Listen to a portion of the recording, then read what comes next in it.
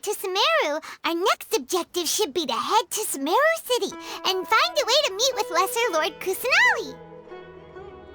And speaking of Lesser Lord Kusanali, even though we haven't heard too much about her, she doesn't seem to be the same deity who abducted your brother. But even so, people call Sumeru the Nation of Wisdom, you know.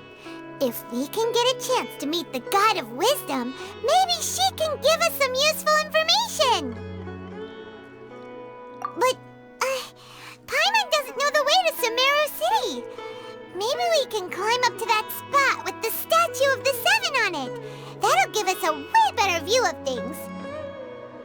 Even if we can't see exactly where the city is, at least we'll be able to check for some smaller settlements nearby.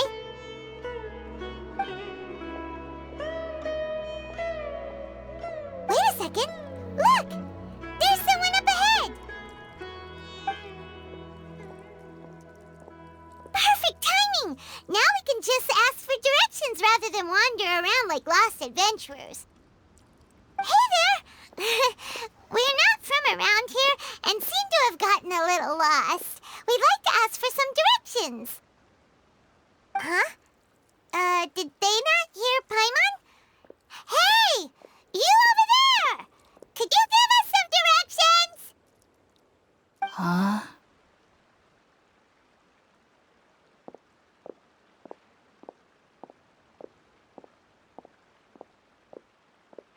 What's going on here? There's no way she could have missed that. Oh, wait! Could she be ignoring us? How dare she? Well, even so, she might be heading someplace where we could find other people to ask. Let's keep our distance and follow her. When we get the chance, we'll just ask someone else for directions.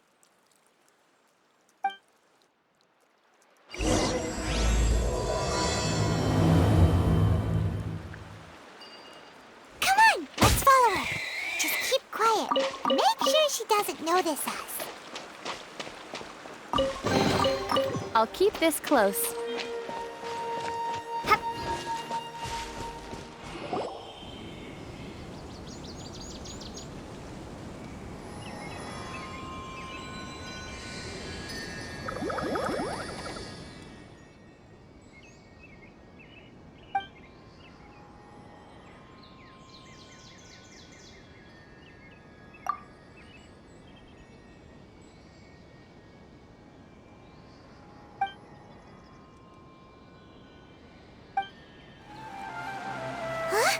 She just walked near that small waterfall and then suddenly vanished. Let's go take a closer look.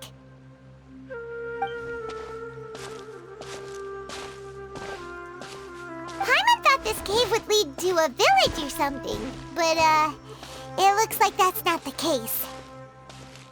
Look, she's sitting over there.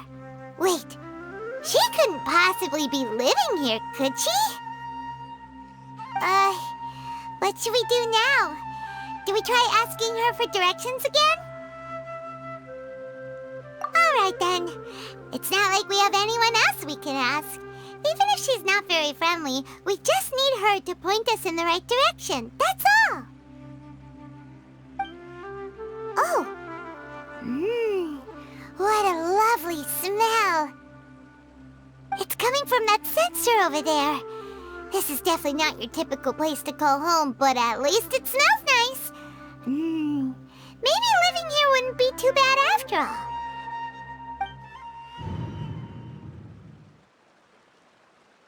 Huh? What's the matter? You don't look too good. What? Is the smell making you feel sick? Strange. Paimon doesn't feel anything.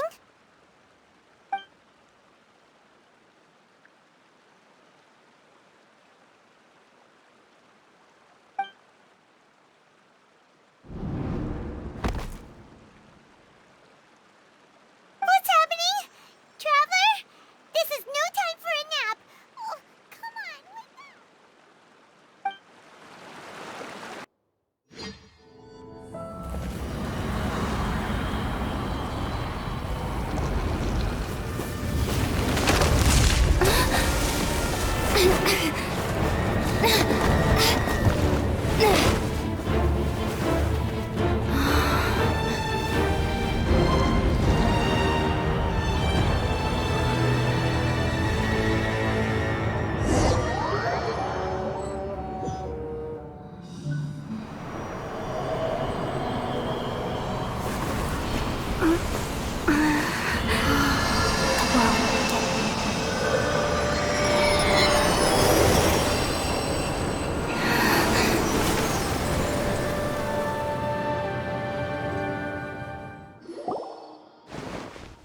you sure it's not serious?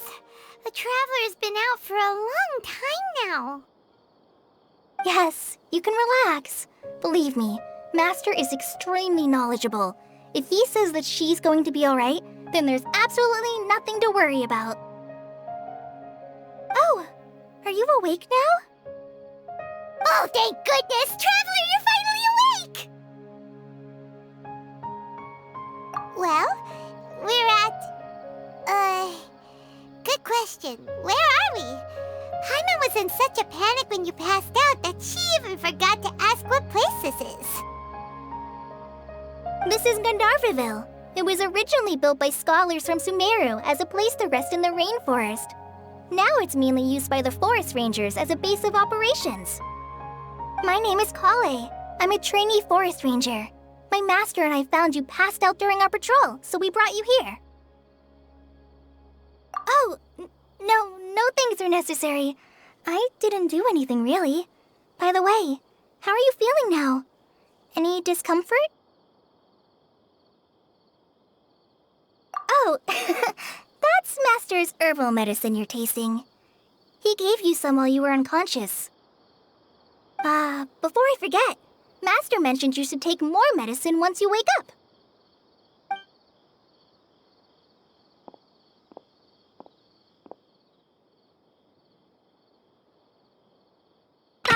Whoops! Kale, what's the matter? Were you trying to retrieve the medicine? As I've already told you, you must be careful with these. All right, I'll get it for you once I'm finished here. Sorry, Master.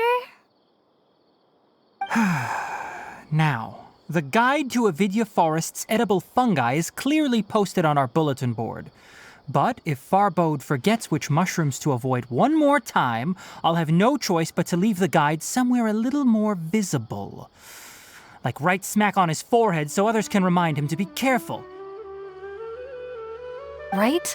This is the second time he's come down with food poisoning this month. I'll be sure to give him a good talking to. Yes, please do. If, on the off chance, Farbode simply enjoys having little imaginary fairies dance before his eyes, then we'll just let him be. But the next time he requires any of our medicine, be sure to charge him accordingly.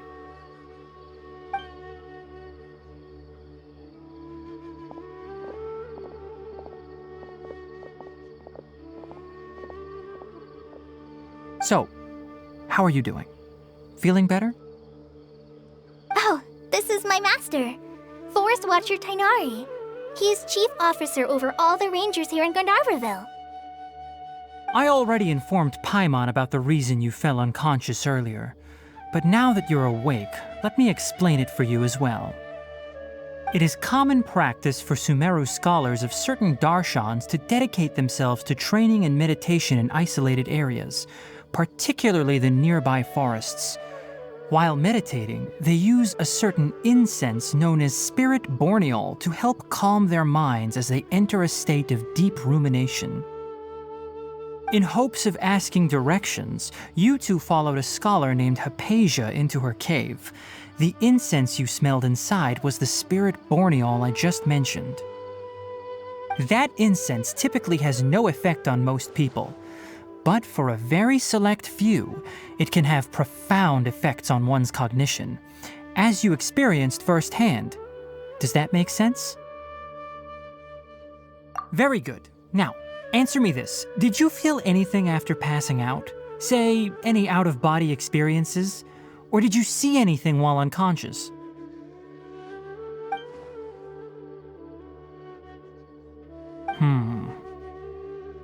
Kale, let the others know to stop bringing their patrol logs here for now. Huh? Why? Because these two will be staying here for the next few days. They can have my room and I'll bunk with Amir. Now get a move on and be sure to do as I've said. Yes, Master Tainari.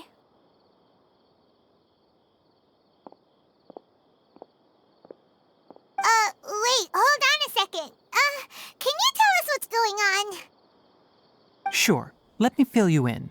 I originally planned to send you on your way once you finished your medicine. However, it appears now that you should stay a while longer in Gandharva Ville for further observation while you recuperate. Further observation? No need to be hasty. As long as you have the capacity to judge between right and wrong, I promise that you'll understand the gravity of the situation once I explain everything to you.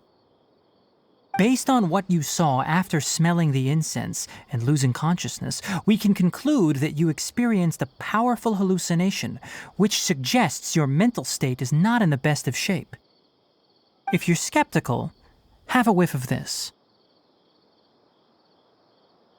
Whoa! Are you okay? You're experiencing a similar sensation as when you passed out, aren't you?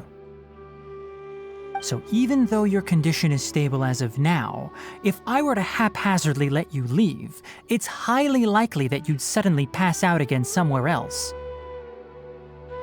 The rainforest is home to many fierce animals and hazardous areas. If something were to happen to you again, I'm afraid you might not be so lucky. For now, I suggest you continue taking your medicine each day and avoid wandering off on your own. At least until you stop having adverse reactions to this kind of smell, okay? Good. Now continue resting while I fire up another bowl of medicine for you. Seriously? We just arrived in Sumeru and we're already having problems left and right! Paimon knows we're set on meeting Lesser Lord Kusanali as soon as possible, but you really don't look too good. It'd probably be best to let you recover first. Hey! Are you even listening to Paimon? Paimon's over here worrying about you, you know! What's weird? You mean how you're feeling now?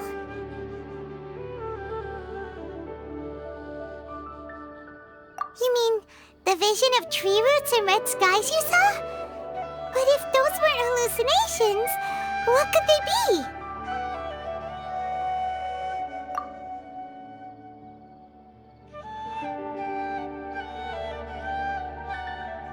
Well, considering how unique you are, Paimon trusts your judgment here.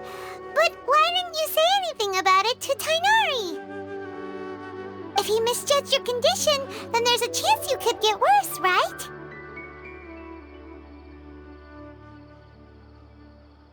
Huh?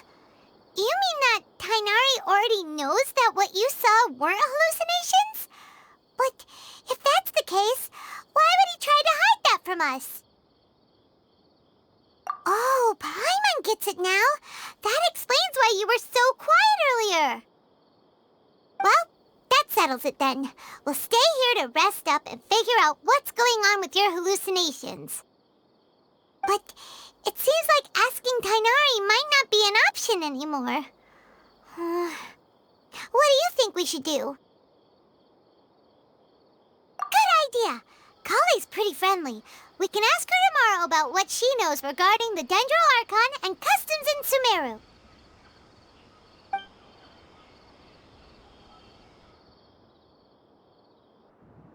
Rise and shine! Come on, it's time to go find Kale!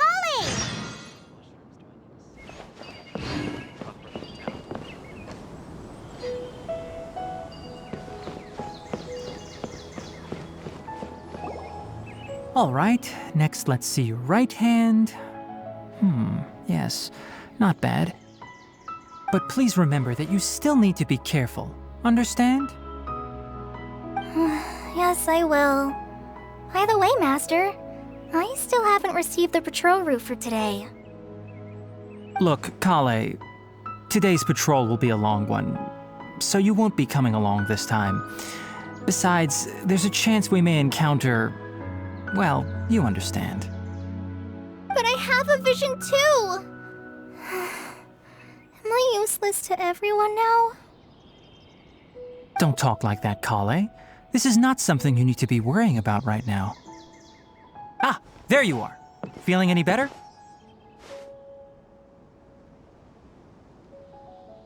Yeah, since we'll be staying here for for now, we thought we might as well try lending a hand around here.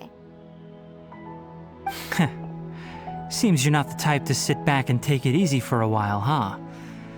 In that case, perhaps Kale could take you two for a patrol south of Gandharva Ville for the day. And if you're feeling up to it, you can be responsible for cleaning the Statue of the Seven. Tighnari, we're ready to head out. Roger, I'll be right there. All right, we'll be heading into the forest now. I'll leave any further details to Kale. Yes, you can count on me. So, Kale, what exactly are we going to be doing today? Tighnari mentioned cleaning the statue just now, but, that doesn't really sound like the job for a ranger. Well, a forest ranger's responsibilities can be pretty diverse. They handle a variety of tasks, like checking the condition of outlying roads, maintaining forest facilities, ensuring fire prevention standards are met, and providing assistance to travelers and locals. As for Master, well, he has to handle more dangerous areas of the rainforest. Today we can perform routine checks on the pathway lamps as we make our way to the Statue of the Seven. Paimon, Traveler, this way! You can leave the task of checking the lamps to me. In the meantime, you two can keep an eye out for anything unusual.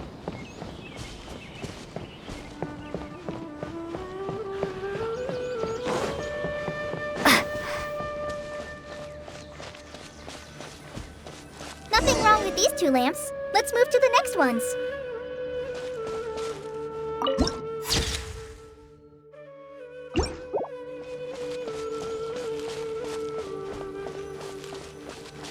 Oh, this lamp seems to be getting a little wobbly. Let me make a note of it.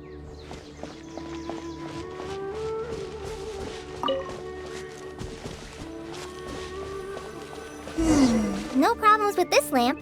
Good.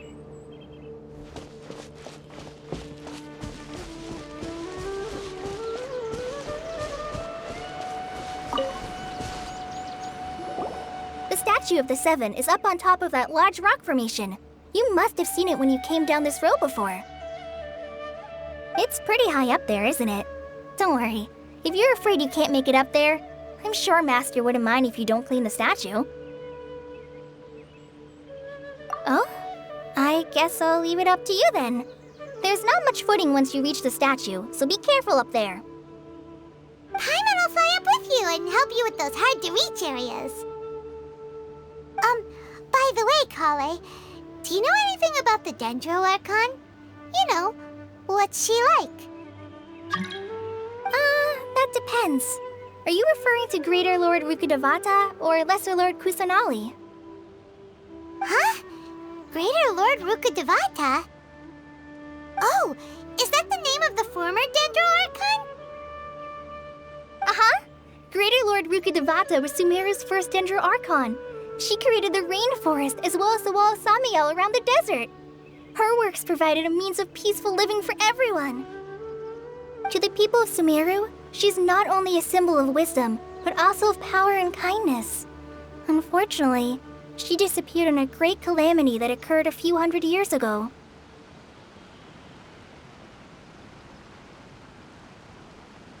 According to what Master has told me, the sages later found the newly born Dendro Archon and whisked her back to Sumeru.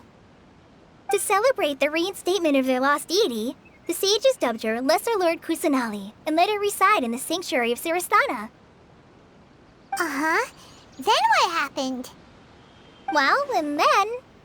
I'm not too sure what happened, to be honest. Huh? You're not too sure? But aren't you from Sumeru?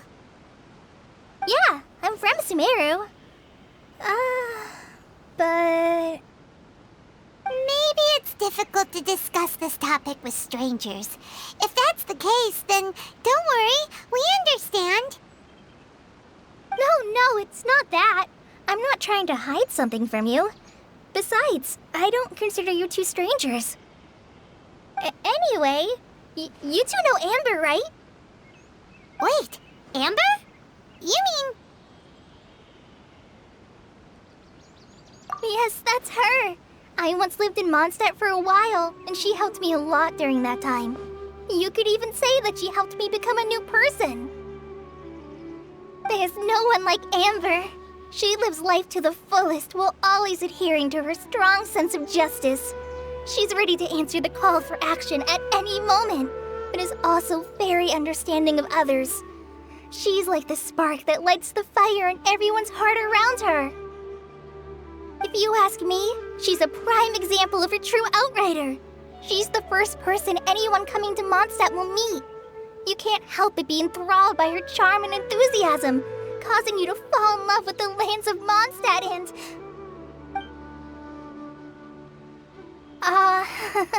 sorry. Paimon thought the work of Outriders was a little different from what you just described, but one thing's for sure, you really like Amber. Sorry. I was rambling on just now. It must have sounded kind of weird. It's alright, Kale. Knowing that you're a friend of Amber somehow makes Paimon suddenly feel a lot closer to you. So, how do you know that we've met Amber? Well, after I returned to Sumeru, Amber and I have stayed in touch by writing each other letters. In one letter, she mentioned that Mondstadt was attacked by a fearsome dragon, but the city was saved by a mysterious blonde traveler and their floating companion. I knew you two were the ones she mentioned in the letter the moment I saw you. But, considering everything you've been through that day, I thought it'd be inappropriate to bring it up. Ah, so that's how you knew. Yep, so please know that you two have my complete trust, really. I wish I could tell you more about the Dendro Archon, but I have been away from Sumeru for some time, and I haven't read any books. Sorry. That's alright. You've already helped us a lot. We had never even heard of Greater Lord Rukkhadevata or the Sanctuary of Surasthana until you mentioned them. Oh, I'm happy that was helpful. There is one thing I want to ask, though. Why do you two want to know about the Dendro Archon?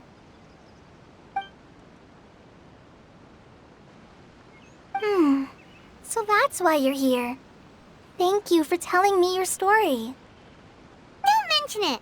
We are friends after all, right? Alright, we have a statue to clean. You both have my thanks. While you two are up there cleaning, I'll go ahead and inspect the forest canopy. Let's meet back here shortly. Huh. Now that Paimon looks at it, the deity that's carved on the statue is kinda small. Do you think she's supposed to be Greater Lord Rukkhadevata or Lesser Lord Kusanali? You might be right. The statue does look kinda old. Well, anyway, we'll have to figure that out later. Let's get started on cleaning the statue. Paimon will fly up and take care of the top, and you clean everything below.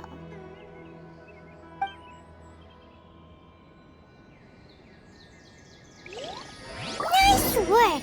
That's one clean statue. Let's head down and meet up with Kale.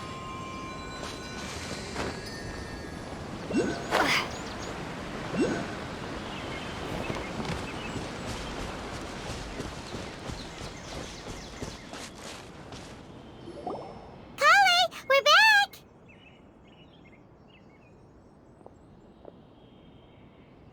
Welcome back! You must be tired after all that climbing. Let's take a little break. I brought some fruit and water for us. Yay! Food! What kind of goodies did you bring? Hey! Don't be a party pooper! It's not like Kale is a stranger or anything.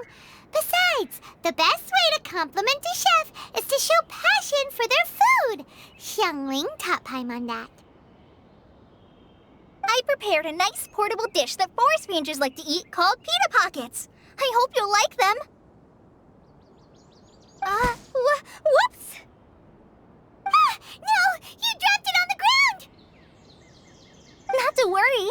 I wrapped a few layers of They should be fine. Oh, whew. Paimon nearly had a heart attack there.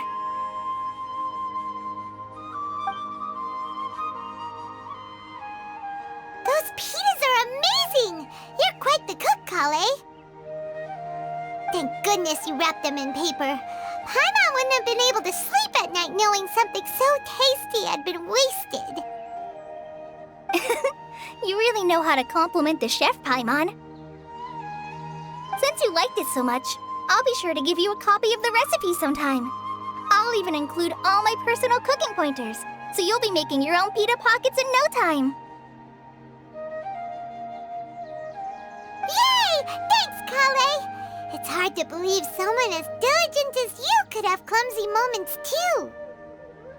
Oh, I guess it happens from time to time. So, Kale, don't you think that Tighnari's a little too strict with you? He won't let you touch anything without his permission. Paimon knocks stuff over all the time flying around the Traveler, but she's never said anything. Everyone has their clumsy moments. No, you've got the wrong idea about Master. Sure, he may seem a bit harsh at first, but with some time, you'll see that he's actually very kind-hearted. I've heard the veteran rangers say that Master is from some ancient and mysterious race that is known for their cunning wit and reclusive nature. Oh, by the way, you've heard of the Academia, right? Well, there's a group called,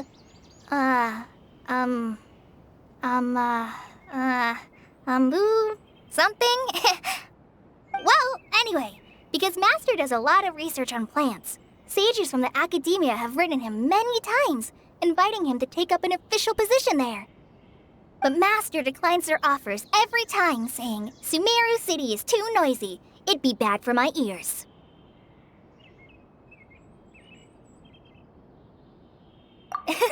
Seems you already know him well. Anyway, I'm sure the sages were not happy about his responses. Master could obviously have a bright future in the Academia, but he insists on sticking to the path of a forest watcher. Every day he helps the locals of the forest and passes on his extensive knowledge to trainees like me. In fact, Master's the one who taught me how to make pita pockets. Really? Paimon would have never guessed that.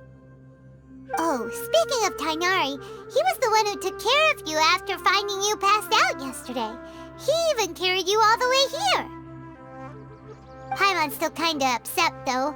He kept scolding Paimon the entire way here. Oh no, I'm sorry. Master might have been overreacting a little. But, it's mostly because Paimon wouldn't stop yelling, Why, oh why? Is she going to die?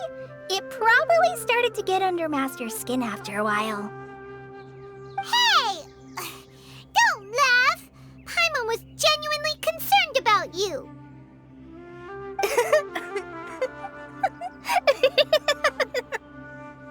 Hey!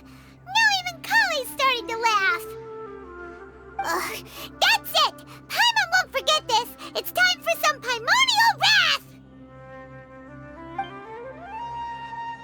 No! Don't touch me!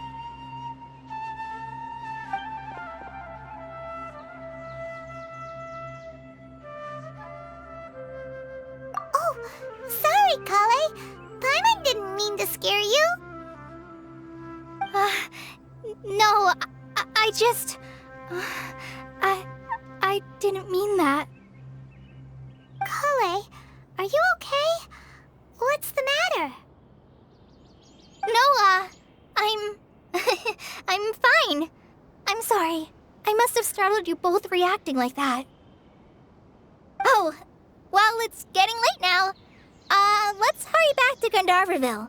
I think Master and the others should be back by now, too.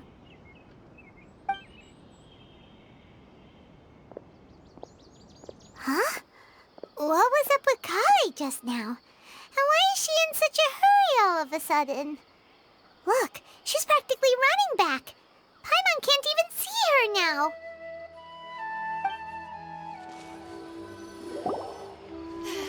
The rainforest climate is far Ah, more pleasant. Traveler, You've returned.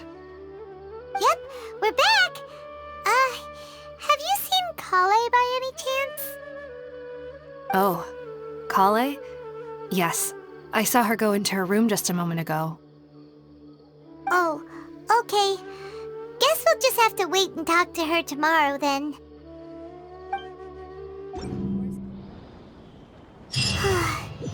Paimon was thinking all night about what happened with Kale, and still can't figure out what the problem might be. Maybe she's in a better mood now. Let's go check on her.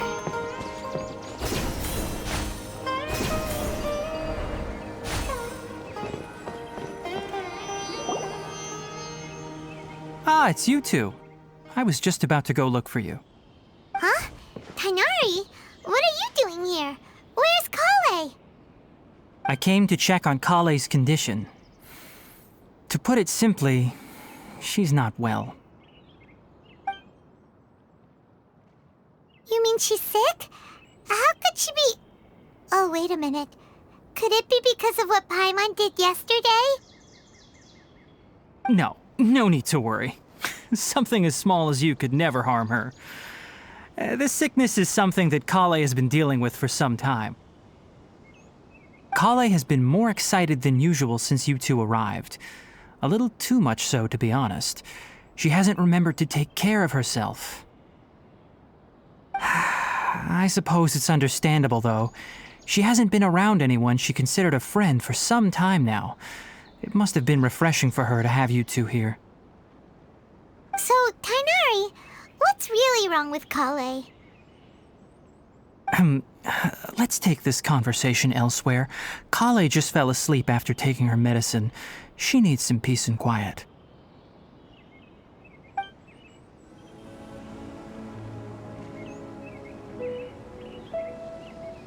All right, let's continue our conversation here, shall we? To be honest, I hadn't realized that you're that honorary knight from Mondstadt until Kale told me just now. I've also heard all about your deeds in Liyue and Inazuma. So, just to clarify, what I'm about to tell you about Kale is not because of who you are or your past feats. Instead, I am going to tell you because... well, because Kale asked me to. And honestly speaking, I was against Kale revealing her past to you. But she insisted, saying you two treated her with sincerity and as a friend. So now she wishes to reciprocate the gesture. So, Tighnari, what exactly is wrong with Kale? You said this is something she's been dealing with for some time. Just how serious is it? Right. Ever since she was a child, she's been afflicted with a disease called Al-ahmar. Al-ahmar? Yes, it's a disease unique to the lands of Sumeru.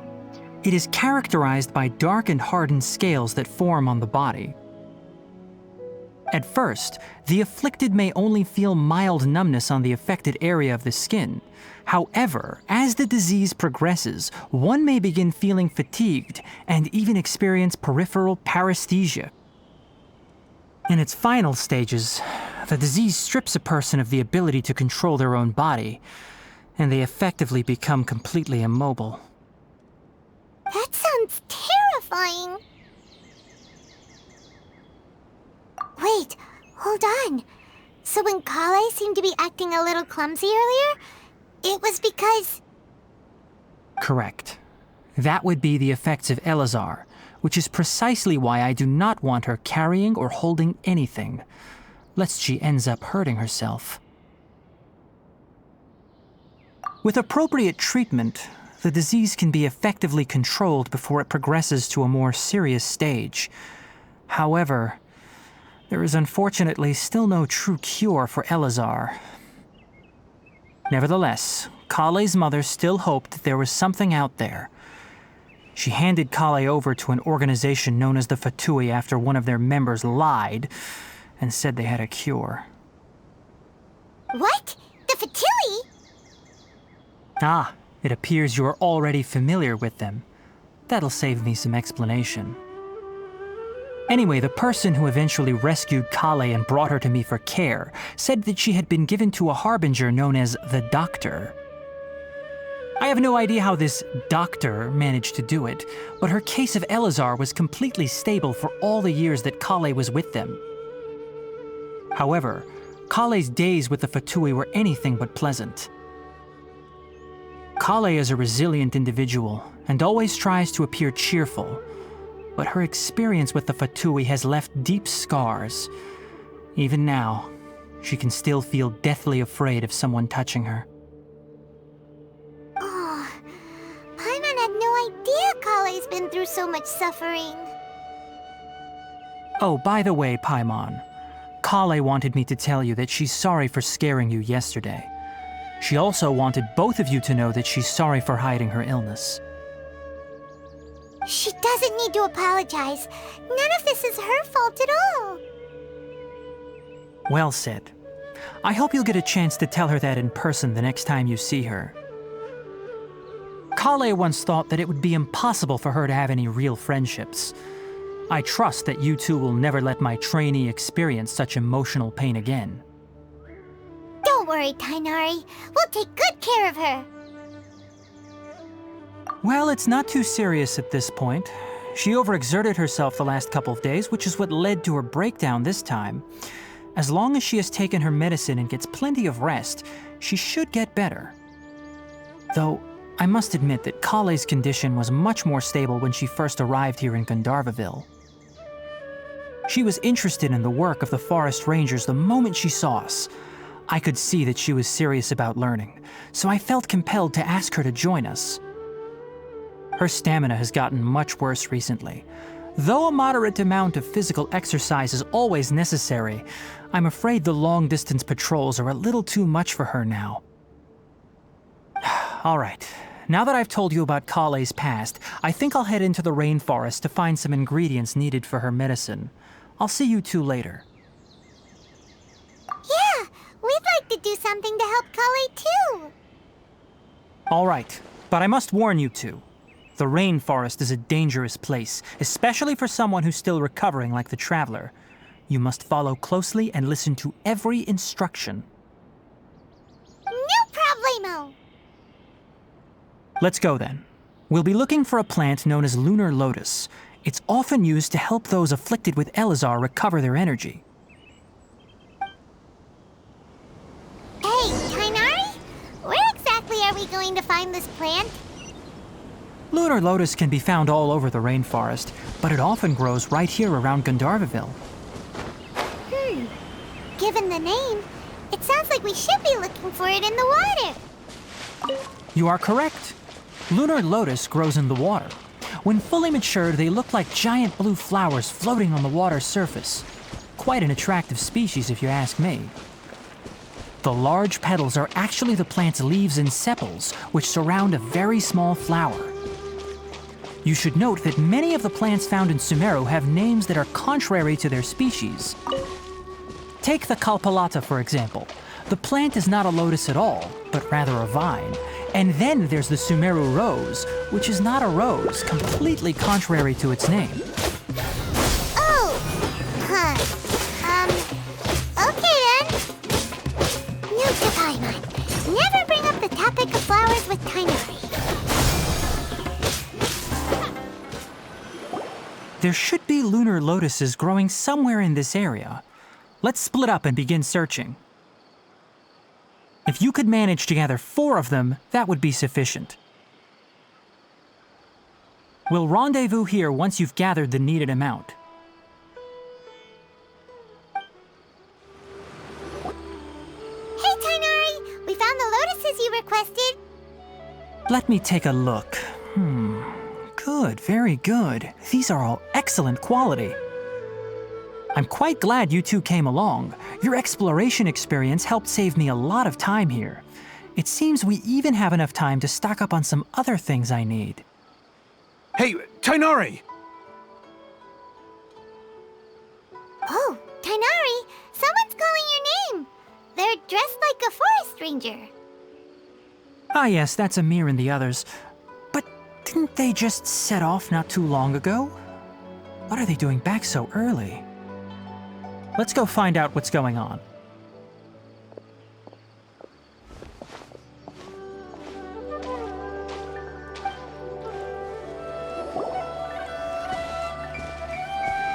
Tainari, thank goodness we found you here. We were just about to head back and find you at Gandharva Ville. What's going on? We just discovered a withering zone. The Withering is back? But the patrol route you were on should have been already clear just a week ago. It reappeared so quickly. Can you tell me the exact location? It's up ahead, deep in the river valley. It's appeared in a spot that blocks nearly the entire narrow part of the valley area, so we decided to come find you as quickly as possible. And the radius of the contamination? Sorry, I couldn't get a clear enough view to tell. No one in our patrol team had a vision, and it appeared to still be spreading, so we didn't risk getting any closer. Okay, I understand. You made the right decision. I'll go deal with it right away. In the meantime, please guide these two back to Gandharva Ville. Wait, Tainari, why don't you let us help you? You two have only just arrived in Sumeru. You're still unfamiliar with many things in these lands. There's a unique type of anomaly that occurs in the Sumeru rainforest. It's called the Withering. The affected areas not only cause nearby vegetation to wither, but it's also lethal to wildlife and even people. If you don't carry a vision, then you should think twice before approaching such places. Yes, Amir is absolutely right. I wasn't kidding when I said the rainforest is a dangerous place. As Amir said, only someone with a vision, that is, the power to manipulate elements, will be able to resist the Withering's corrosive effects for a time. That's right. If any of the forest rangers without a vision come across a withering zone, we first make a record of the location and then have a ranger with the proper abilities deal with it, like Tainari here. Only someone with a vision can venture within a withering zone and find a way to deal with it. But you don't seem to carry a vision. Don't worry, she may not have a vision, but she's a real pro at using the power of the elements. It seems the rumors about you are true. In that case, all right, you two may accompany me. We typically only teach visitors how to identify the Withering as they're about to leave Gandharva Ville. We'll make an exception today and show you what it looks like up close.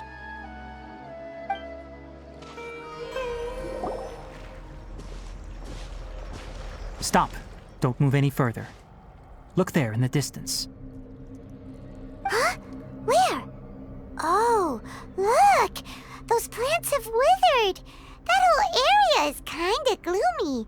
Even the air looks like it's filled with ash. Oh, Paimon doesn't like the look of this. That is the Withering. All right, Traveler. We're going to have to enter that Withering zone. Once inside, we'll need to look for what we call tumors of the Withering. If we eliminate those, then the area will be saved. Thank you, but I must warn you, don't push yourself. This is your first time handling this sort of thing, after all. Even with elemental powers, once you step inside the Withering zone, you may experience extreme discomfort. If at any point it becomes too much, return outside of the zone and take a breather. It could become a matter of life and death. You ready then? Let's go.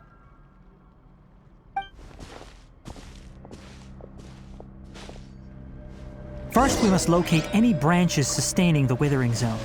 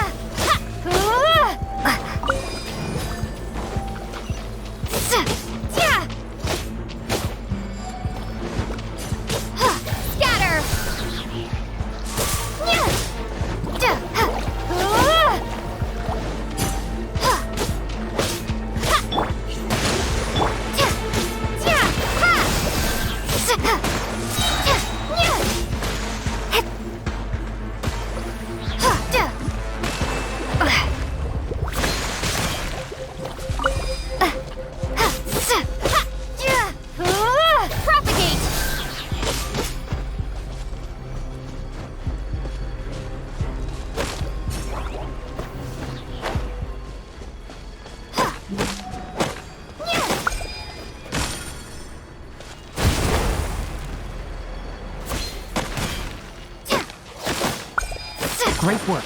Now that all the branches have been cleared, we'll need to take care of the tumor.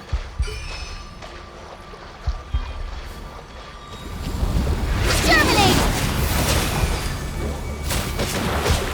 Propagate!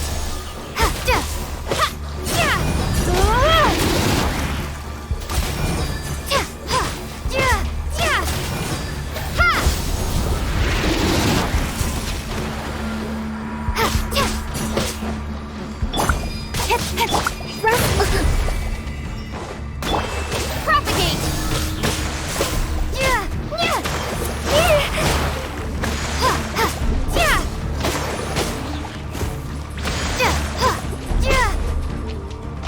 Scatter!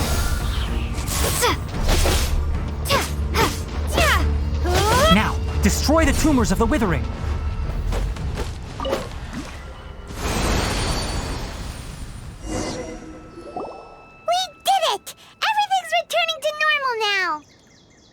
Yes, thanks to you two. We were able to quickly restore this area back to normal. Tainari? You make it sound like we did well, but why does Paimon have the feeling you're worried about something? It's that obvious, huh? Alright, it's like this. Recently, the rate at which the withering zone appears has been increasing.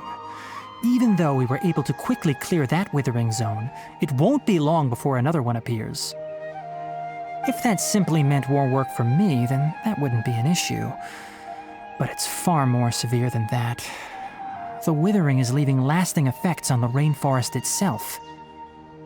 For instance, even though we cleared out the withering zone, many of the plants that were affected will not recover. This presents a crisis for the ecosystem itself. Many plants in the rainforest are already in decline, directly impacting the wildlife that depends on those plants. And most disturbingly, as the appearances of withering zones have started to increase, Kale's case of Elazar has also become more serious. Huh? Well, why's that? I'm still not sure of the exact reason. However, I've received word from acquaintances at the academia that similar cases are being reported for patients with other conditions. No, none that we know of. The withering has been recorded in Sumeru for millennia. It's said that it originates from the depths of the world. By the way, have you heard of Irminsul before? Irminsul is a tree located deep beneath the surface. Although it isn't like any tree we know in a biological sense, you can basically think of it as a large tree that grows downwards rather than upwards. I'm sure you've heard of ley lines, right? They're like the roots of Irminsul, spreading and extending from a massive cavern deep underground all the way up to the surface.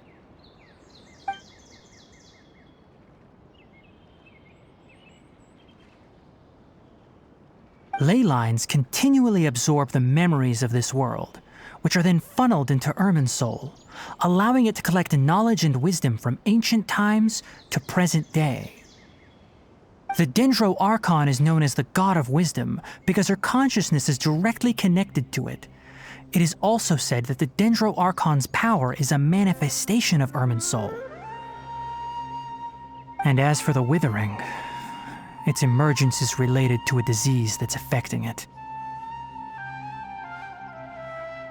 That's right. My ancestors learned of this from Greater Lord Rukkhadevata's familiars a long time ago. But even those mysterious creatures did not know of a cure for Irminsul. I'm afraid we Rangers will be battling the Withering Zones here for a long time until a cure is found.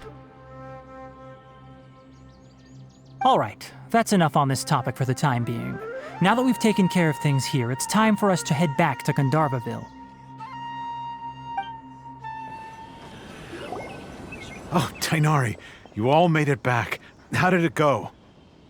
The Withering Zone you reported has been taken care of. No need to worry. Huh. Wait, is that? Oh no, Hypatia!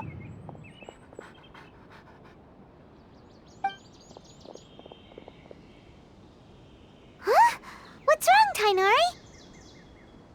This Duskbird is Hypatia's designated courier for urgent news. You do remember her, don't you? She's the scholar you and Paimon were following when you first arrived in Sumeru. Oh, her? How could we forget? So did something happen? Let me see what's written in the letter first. Oh. So what's it say? And what's with that weird expression on your face? Just let Paimon read it. Huh? All Paimon sees are 3 squiggly lines. Yes, allow me to explain. After we brought you from Hypatia's cave to Gandharva Ville, Hypatia resumed her meditation. She must have just finished. It's been nearly 3 days since she's had anything to eat, and it appears she's forgotten to prepare some rations. This letter is her asking us for help. We need to go. What? You mean she's been sitting there for 3 days? Hey, wait, how did you know all that from just a few lines on the paper? Well, obviously because this has happened before. Last time she drew 5 lines, and by the time we found her... Well, I'd prefer not to remember that. Needless to say, Hypatia's been through worse, but we should still get to her as quickly as possible. I've got some emergency rations set aside for times like these. Paimon, Traveler, could you two bring these to her? Wait, you want us to bring her the rations? But will the Traveler be okay if her cave is still filled with that funny incense? Let's find out. Here, Traveler, take a smell and see. So, how do you feel? Huh? Really? You're not feeling even a little drowsy? But wait, how'd you know that she'd be okay this time, Tainari? Back when we were clearing the Withering Zone, I observed that she could adeptly manipulate the Dendro element. I knew then that she would be fine. And if I may ask, when I was telling you two about Irminsol's ley lines, was what I described similar at all to what you saw while you were unconscious? That's correct. Those weren't hallucinations at all. Though I don't intend to apologize for deceiving you. Because what you saw is of significant importance. Not just for the nation of Sumeru, but the entire world of Teyvat. My forefathers were shown much favor by Greater Lord Rukkhadevata. We took an oath to protect this nation together with her. Now that that duty has fallen to me, it was part of my responsibilities to ascertain whether you could be entrusted with the fate of Sumeru. Now, after seeing you in action with my own eyes, you have earned my confidence, and I no longer feel the need to hide any secrets from you. When you passed out, your consciousness had connected directly with Irminsol. What you witnessed were actually real memories contained within Irminsol itself. I could try to tell you more, but it would be better if you went to ask Hypatia instead. Her focus on meditation and use of Spirit Borneol are aimed at establishing a connection with Irminsol, just as you did. That sounds nice and all, but will she really help us? Seriously, she completely ignored us the last time we tried talking to her. That was because when you ran into her, she was in a special phase of her training. During that time, she must avoid communicating with others. Please, wait here for a moment.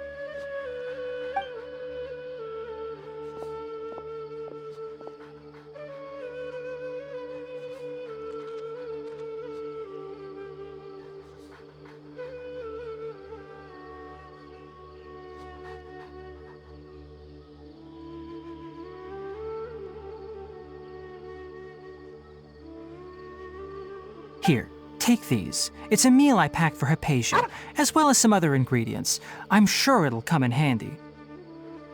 Also, here's a letter that I would like you to give to her. Just show it to her and she'll answer any questions you may have.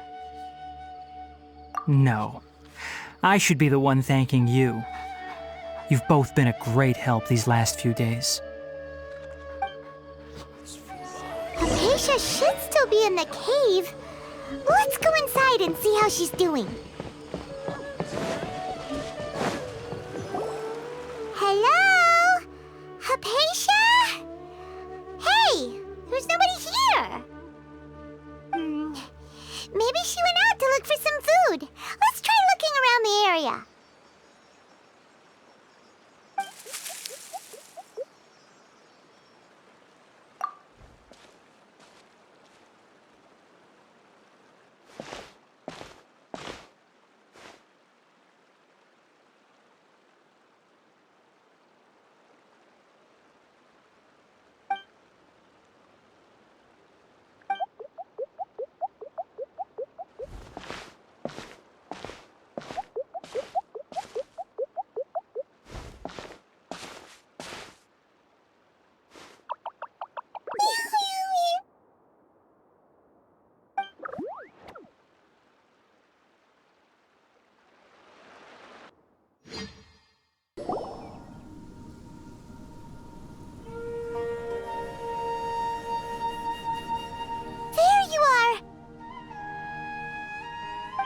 Hypatia, are you alright?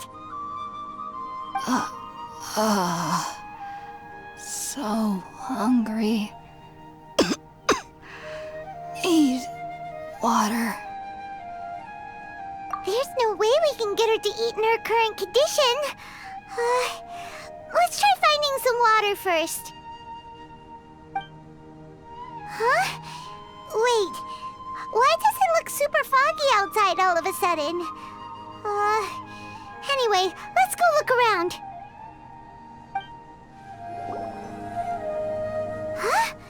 How'd things out here end up looking like this? What happened? And where are we? Really? Oh, maybe you're right. Let's go investigate the area.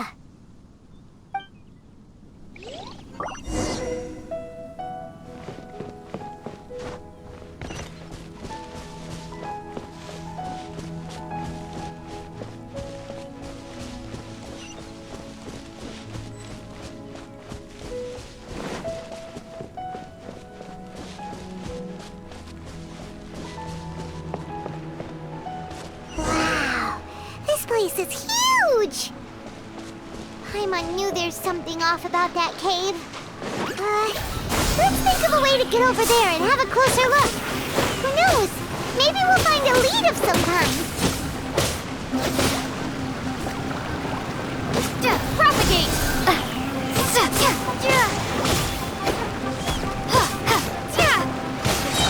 Spring forth! Scatter!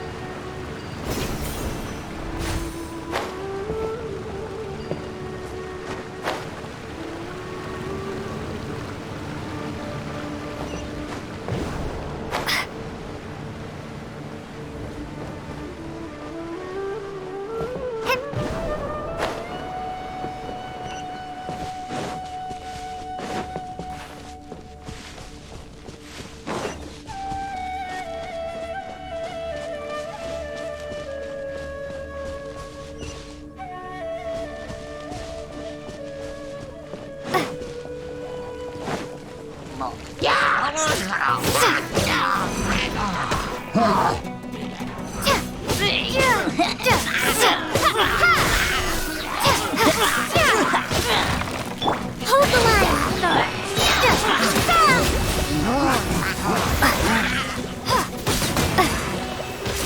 Propagate!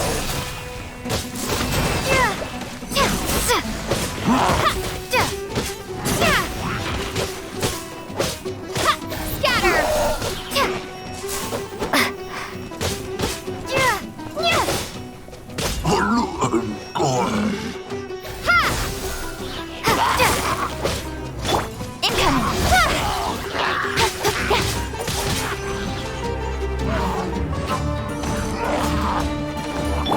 For Rex Lapis!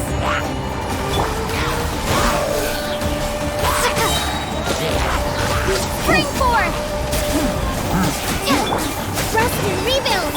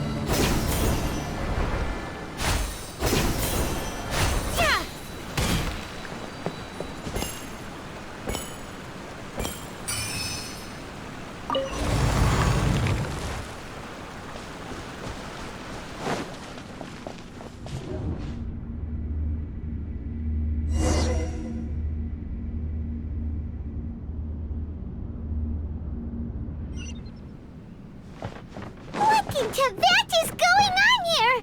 This place is getting weirder by the minute. Hey, what's the matter? You don't look so good.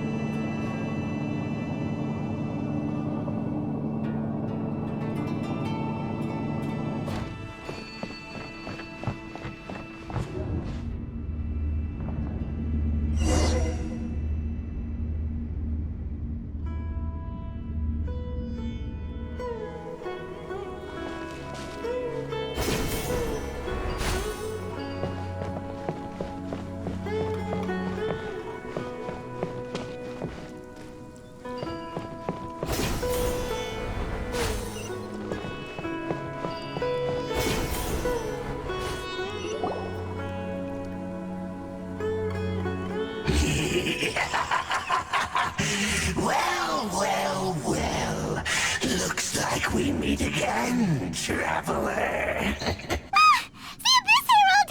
What are you planning to do in this strange place? Strange place. Plotting. You needn't worry about such things. They don't concern you. Bow before the abyss. Scatter!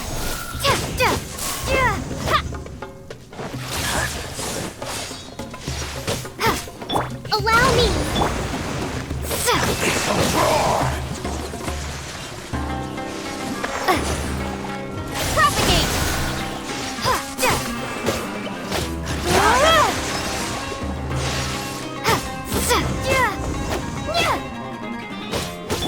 Speed of light! Scatter! With sword comes shadow.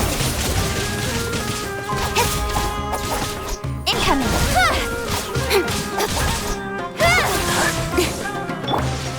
Propagate! Germinate! Hold the line! Hey!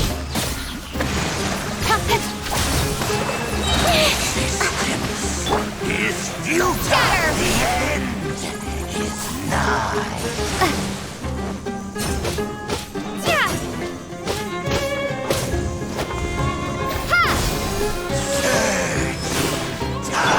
Born of ice and frost. All hail! Huh? Why can't we beat this guy? Oh, Paimon doesn't get it! We faced others like him before! What's wrong this time? Traveler, though you may have managed to avert countless crises before, your good fortune was bound to end sooner or later. It's time you realize how weak and powerless you really are. Your brother. Oh, pitiful traveler. Are you really so ignorant? Or are you just living in complete denial? His Highness has long since forsaken you. Your meager existence in his eyes is that of an annoying bug, only to be stepped upon. The bonds of love and family which drive you to find your sibling are utterly gone. Your journey is meaningless. But don't you fret now. Today will be your last. Now die!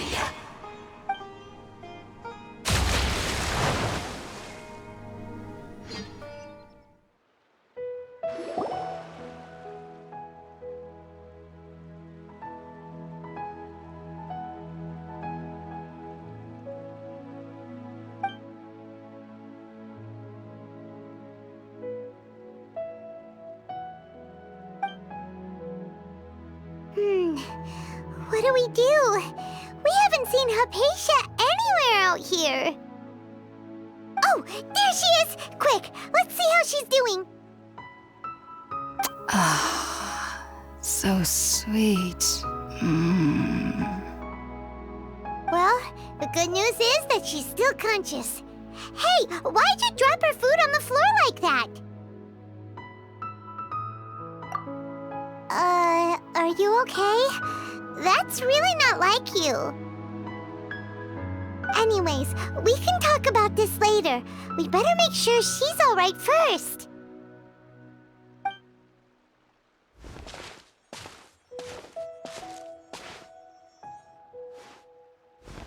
Whoa, wait a sec.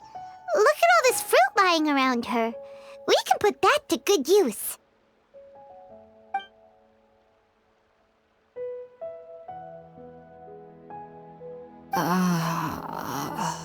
Who is there? Tainari, is that you? Huh?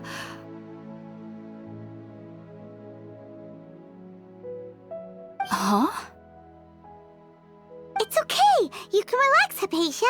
Tainari sent us here to bring you some food and water. Here, we have a letter that he asked us to give you.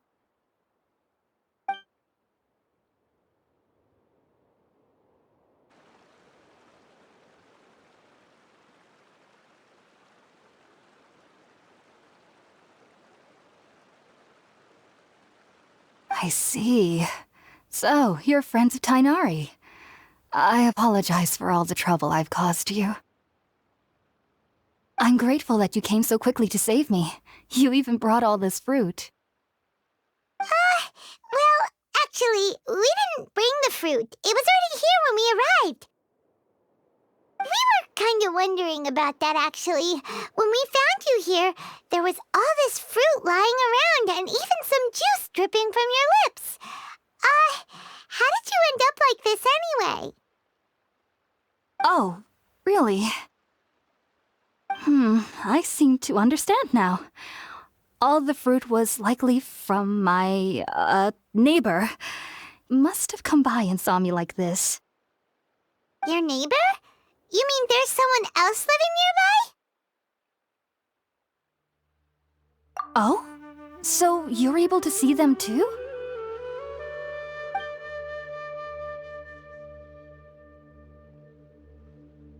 Wait, hold on a second, Traveler. You say that before we arrived, you saw some mysterious creature and suddenly had a strange dream? Isn't that a little too crazy to believe? No, I actually do believe what the Traveler is saying. I myself had a similar experience once before and ended up scaring my timid little neighbor here.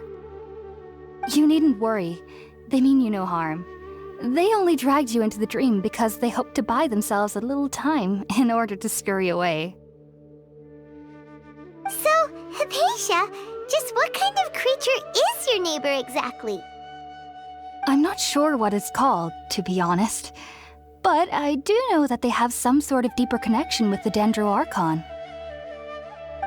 I know this because the first time I saw them was also the exact day my consciousness was able to form a connection with Irminsul.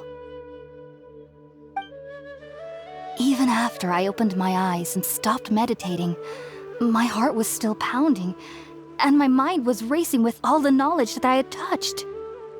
And at that very moment, I suddenly noticed a small figure at the opening of the cave. In my curiosity, I began to walk over to the creature. They must have already been used to me living in the cave, because they didn't seem to mind me approaching them. They just kept doing whatever they were up to. It wasn't until I crouched down next to them that they suddenly realized that I could see them. Oh, and then? And then I had a dream. By the time I came to, they were nowhere to be seen. I was convinced they'd never show up again. But sure enough, I saw them nearby a few days later. And they weren't alone. I feel like they aren't as afraid of me as the first time I approached them. But I never would have expected them to save me. Yes, no doubt about that. By the way, Tighnari mentioned in his letter that you had questions for me regarding Irminsul.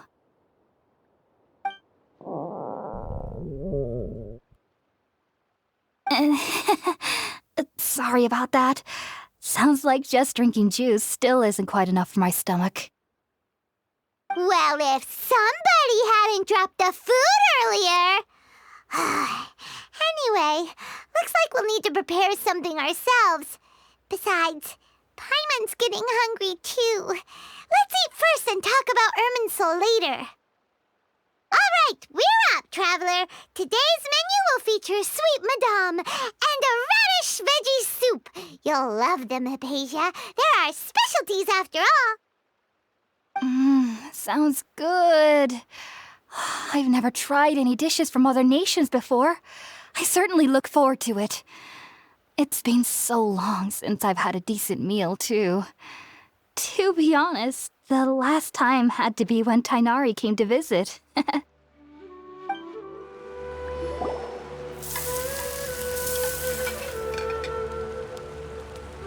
done!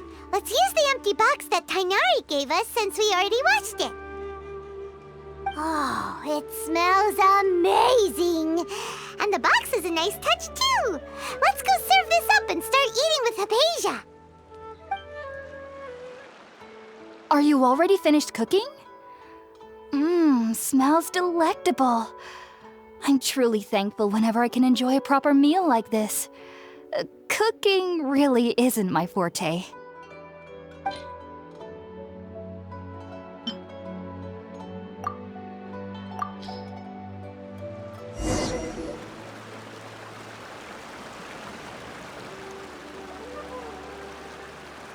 Even though everything you mentioned was in Tainari's letter, it's still hard to believe you were able to connect with Irminsul immediately after smelling Spiritborn Ale for the first time.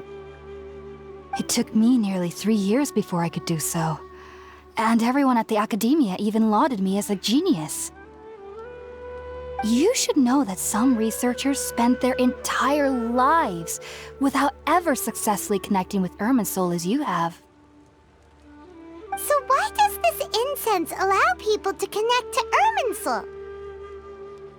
The ingredients used to make Spiritborn Ale primarily consist of plants created by Greater Lord Rukkhadevata.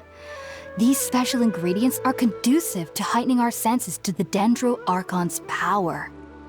Since the root of the Dendro Archon's power lies within Irminsul, we can occasionally tap into her powers to peer into the depths of the earth. Naturally, anyone who can establish a connection with Irminsul in their first ever attempt must be a person of great understanding. Makes sense. But Paimon's got a question. Why was she sensitive to the smell of those plants for such a long time? That was primarily due to her body's unique constitution. Stimulated by the incense, she could perceive the Dendro Archon's power and experience the sensory overload, hence the adverse reactions. Taking in any scent similar to the ingredients of Spiritborn Ale would cause adverse effects. Not to worry though, it appears you've already fully recovered. Technically, your body should still be sensitive to the powers of the Dendro Archon, but unless you're using intentional meditation techniques, the scent of Spiritborn Ale should no longer trigger such reactions. Whew. Well, that's a relief. I must admit, I am quite envious of your abilities. Even if it meant suffering from pounding headaches for the rest of my life, I'd consider it worthwhile so long as I could connect with Irminsul at will. Whoa, you're really serious about this whole thing, aren't you? I am a researcher after all. As a member of the Ritaoist Darshan at the Academia, my main area of research is the stars and their connection to the fate of living beings. But there is still so much we don't know, especially regarding the mysteries that lie in the starry skies. Which is why I must turn to the all-knowing Irminsul for answers. If only my perception wasn't so limited. Unfortunately, I cannot guarantee that my every attempt to attune with Irminsul will be successful, or that doing so will leave my consciousness intact. I am currently in the stage of training known as Satyavada life. Many researchers in Sumeru have lost their minds while seeking to attune with Irminsul during this stage. Sages have said that Irminsul contains divine knowledge, and touching such knowledge without the proper preparations and abilities will only lead to one's mind caving in on itself. That's why we meditate alone. We need to ensure that our minds will be calm while minimizing the possibility of involving anyone else.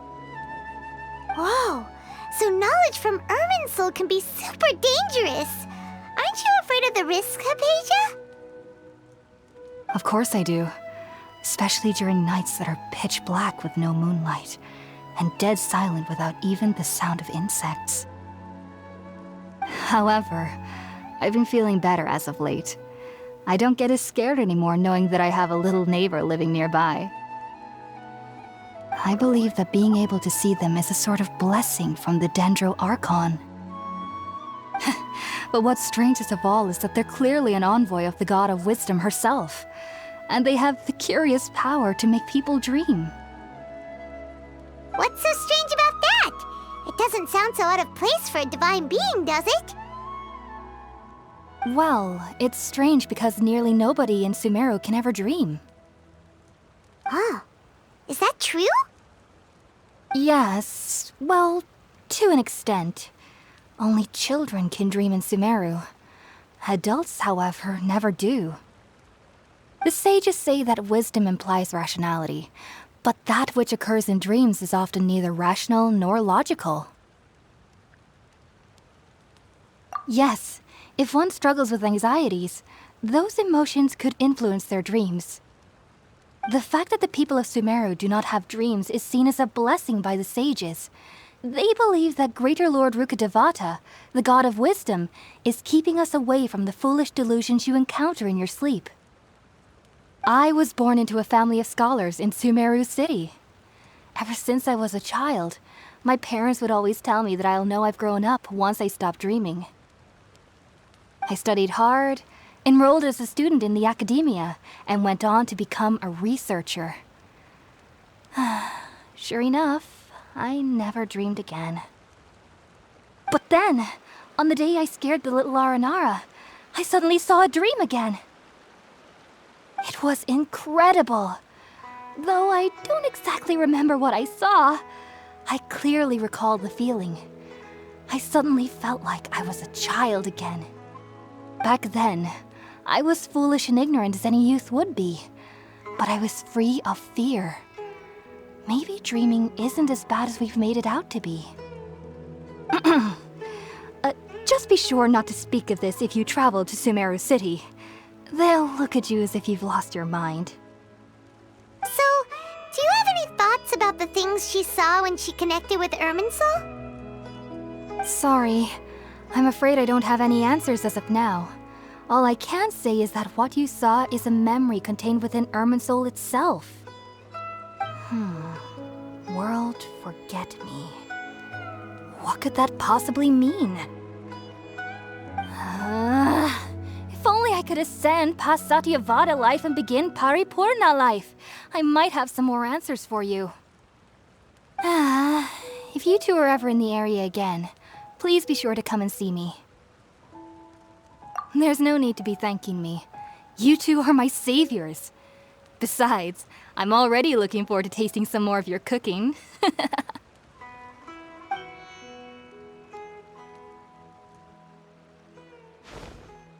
Now that we know Hypatia is alright and had the chance to ask her some questions, Paimon thinks it's about time to head back to Gandharva Ville. Think about it, Tighnari. Refusing to join is tantamount to burying your head in the sand. I understand that you're a forest watcher and that it's your duty to combat the effects of withering zones. But isn't it evident that such work is not a lasting solution to the problem? As Sage Kage clearly stated, your presence and guidance in Sumeru City is pivotal in finding a cure for Irminsul. How could you possibly refuse? Keep your emotions in check, Ghulam. Let's at least listen to Tighnari's reason for declining. We're here to invite him to the Academia, not to cause a scene. Sage Kage, I am truly honored that you came here in person, but I'm afraid I must still decline your invitation. I am merely a forest watcher. How could the great minds of the Haravatat have any need of someone like me? Well, it turns out that your refusal letter had some implications on your master's reputation. He is a renowned sage of the Immorta, after all. So now I've come here in his stead. I see. Huh. And I figured that given his temper, he would come here and berate me personally. Tighnari, your master is an integral part of this effort. And now he requires your assistance. And what exactly does my master need of me, Sage Kage? You'll know, once you've arrived in Sumeru City, that is. And how long will I be required to stay? There's no definite answer as of now. Do you mean to tell me that despite coming all the way here to Gandharva Ville, you still can't answer the questions I laid out in the letter to my master? If that's the case, then I'm afraid I cannot give you a definite answer either. Tighnari, but you... So be it. Come, Ghulam, we're leaving.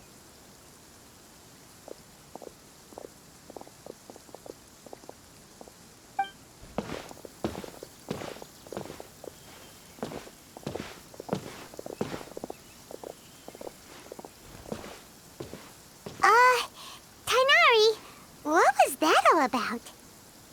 It's nothing. Some people from the academia wanted me to go to Sumeru City to assist them with a project, but I had to refuse on account of all my responsibilities here. But all that can wait. How did things go with Hypatia? It was quite the eventful trip, but the main thing is that she's safe and sound. She answered a bunch of questions for us, too. Very good. Now that the Traveler has made a full recovery, there shouldn't be any reason for you to tarry here longer. I assume you will be heading to Sumeru City, correct? That's right. We want to meet Lesser Lord Kusanali and ask her for advice. Do you have any idea on how we can find her? Sorry. I'm afraid I don't have any advice for you there. Well, do you at least know anyone we can try asking in Sumeru City? Let me think. My trips to Sumeru City have been fairly short, and most of my acquaintances are researchers. How about this? I'll write you a letter of introduction that you can give to a researcher I know. He's from the Amurta Darshan and is adept at gathering information. Asking him might prove worthwhile. Also, when you enter Sumeru City, you'll probably end up receiving something like this item here. I'm not sure if it will ever come in handy for you, but maybe you can give it a try. Oh? What is it? It's called an Akasha Terminal. It's a tool produced by the Academia that utilizes the legacy of Greater Lord Rukkhadevata. Some say that this very item is the basis of Sumeru's reputation as the City of Wisdom.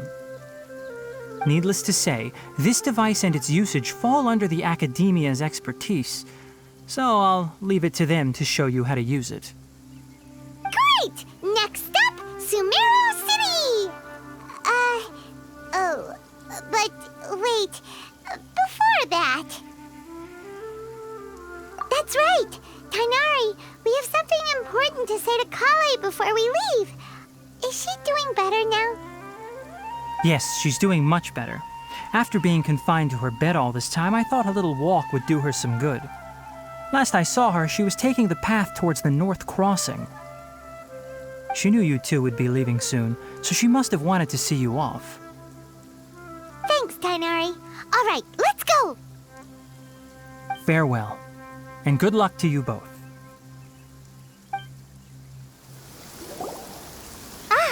I've been waiting for you two.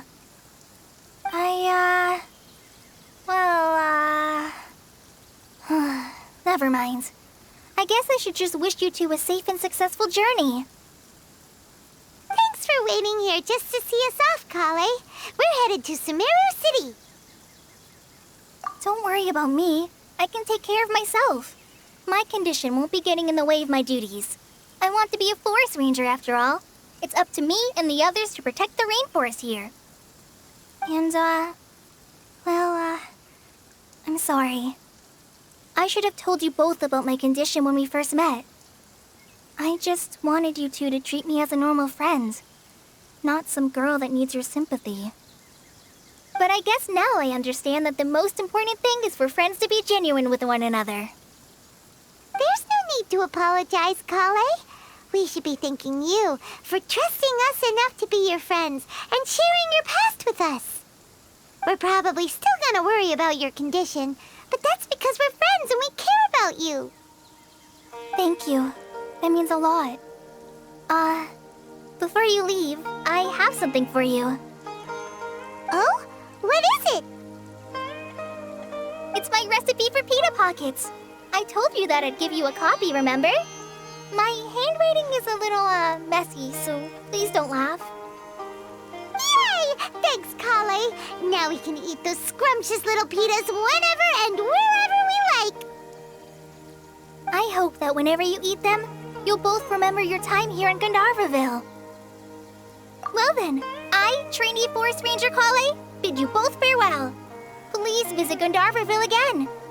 The Rangers will always be ready to assist you here.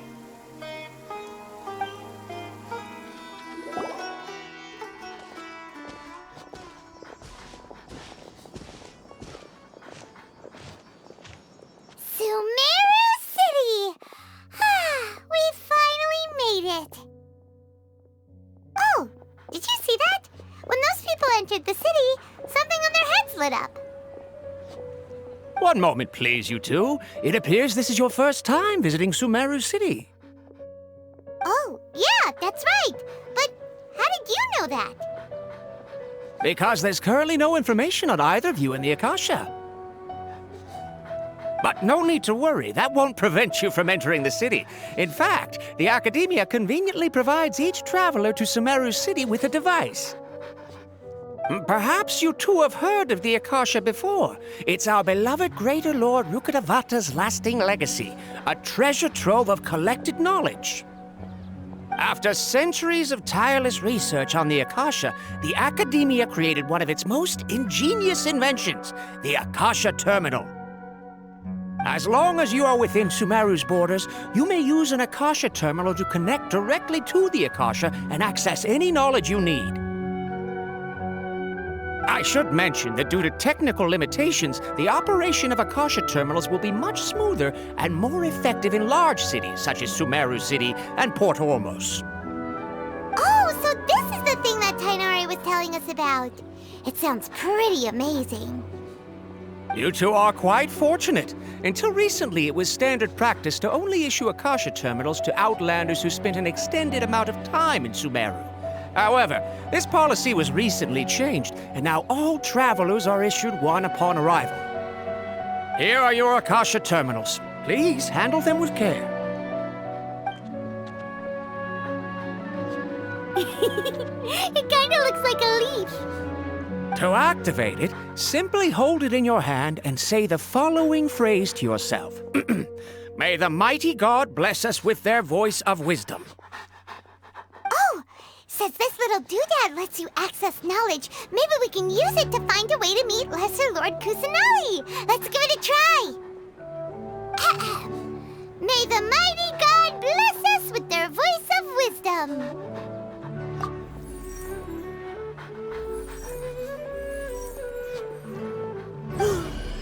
Whoa! Just now, something clicked, and Paimon suddenly knew how to use this thing.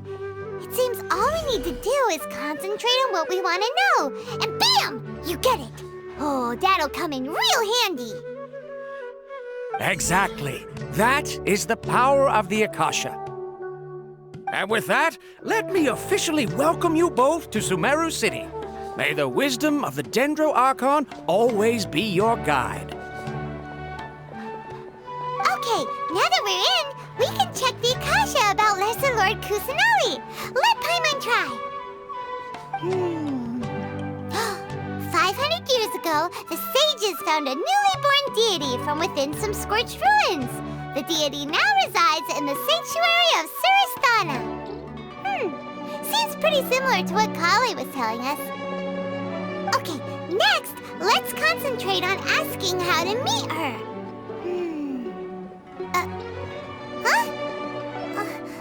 Paimon doesn't sense anything. The Akasha didn't respond to Paimon's question. Oh, come on! Ugh. Focusing on this question feels like when you have something you're trying to remember and it's on the tip of your tongue, but you just can't think of it. Ugh. Paimon's brain is exhausted. Oh, smart idea. But what are you going to ask it?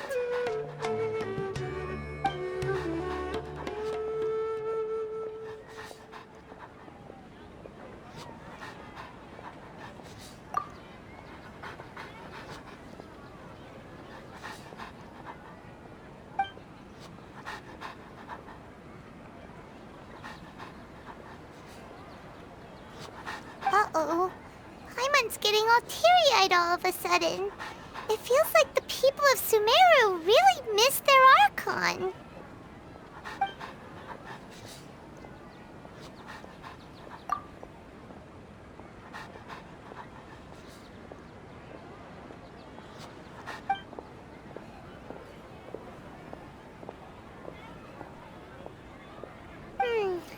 You too? Well, glad it's not just Paimon.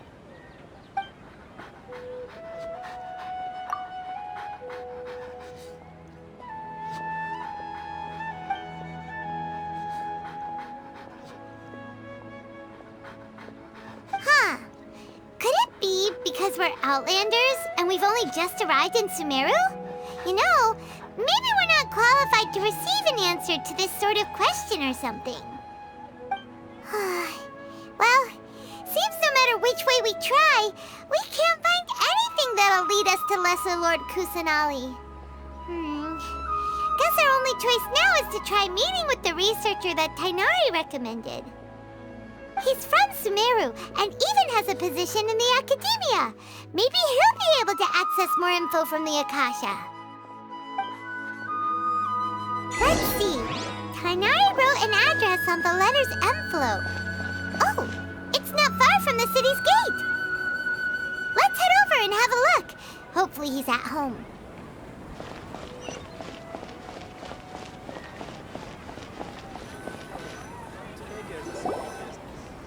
Hello, are you Rohawi? Yes, that's me. Can I help you? Great! You see, Tighnari sent us here and... What? Tighnari? Please, there's no need to say anything, really. Sure, I admit that the article I published last month wasn't my best work, and maybe the data didn't produce the most convincing results, but... Here! This is a letter from Tighnari! Oh, let me see... Oh! Ooh, what a relief. You two nearly scared the life out of me. So, you two just have some questions for me? Seems even Tighnari acknowledges my innate ability for procuring information. So, what is it you two would like to know? We want to meet with Lesser Lord Kusanali. Do you know a way we can do that? You mean you want to meet the Dendro Archon herself? This isn't exactly my area of expertise, but let me see what I can find in the Akasha.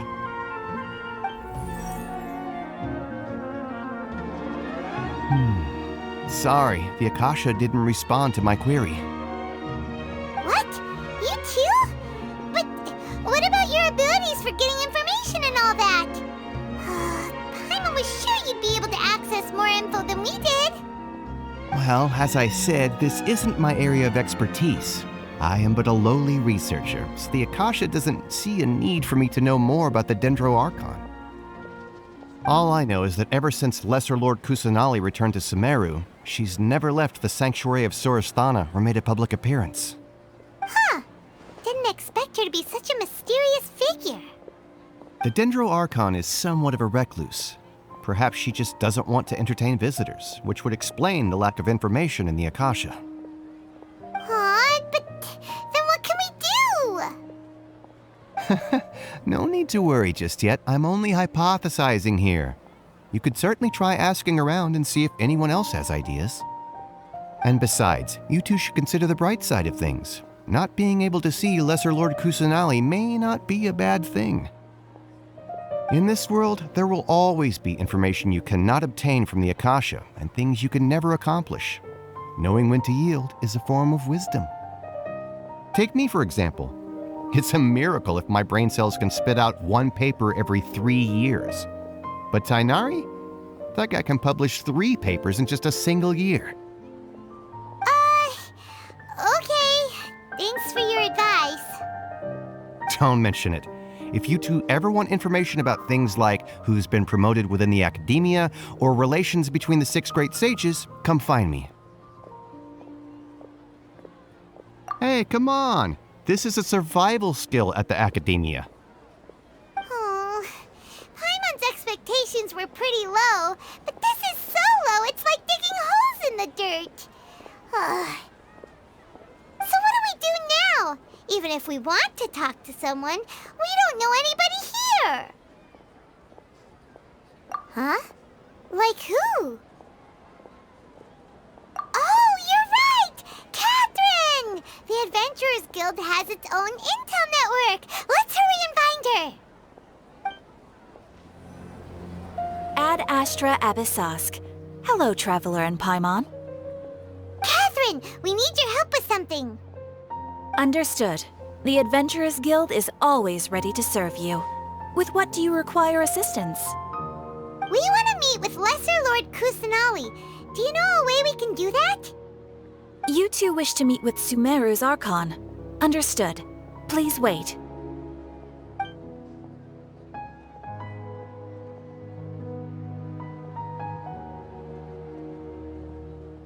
I apologize, but I am unable to call up any relevant information in the Akasha. I'm also unable to locate any pertinent information in my personal memory.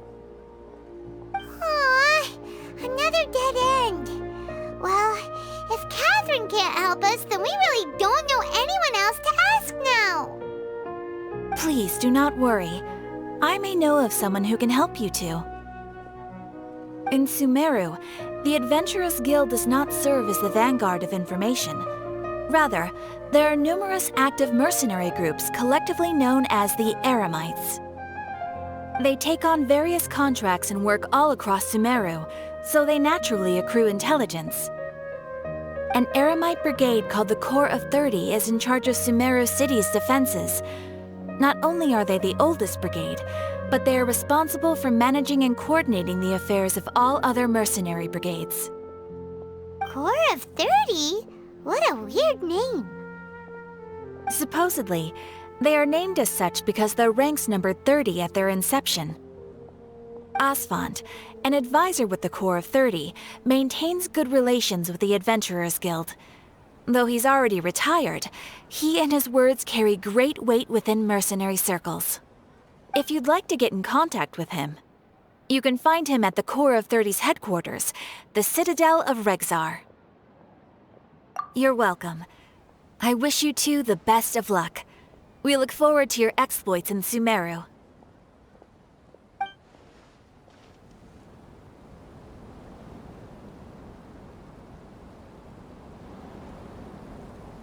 Welcome. The Adventurers Guild told me to expect you two.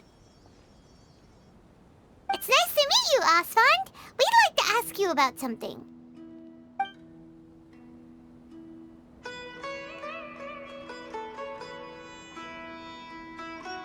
I see. So, Catherine's the one who sent you this way. Ha! It's true that the Eremites' network is vast, but even I can't help you meet the Dendro Archon. Wait, seriously? That's it? Afraid so. The Eremites aren't terribly religious, so we don't know much about divinities. As far as the Akasha goes, we can access even less than you. We originally came from the desert. The gods there died off long ago. Since those days, we've used our own two hands to carve out a living.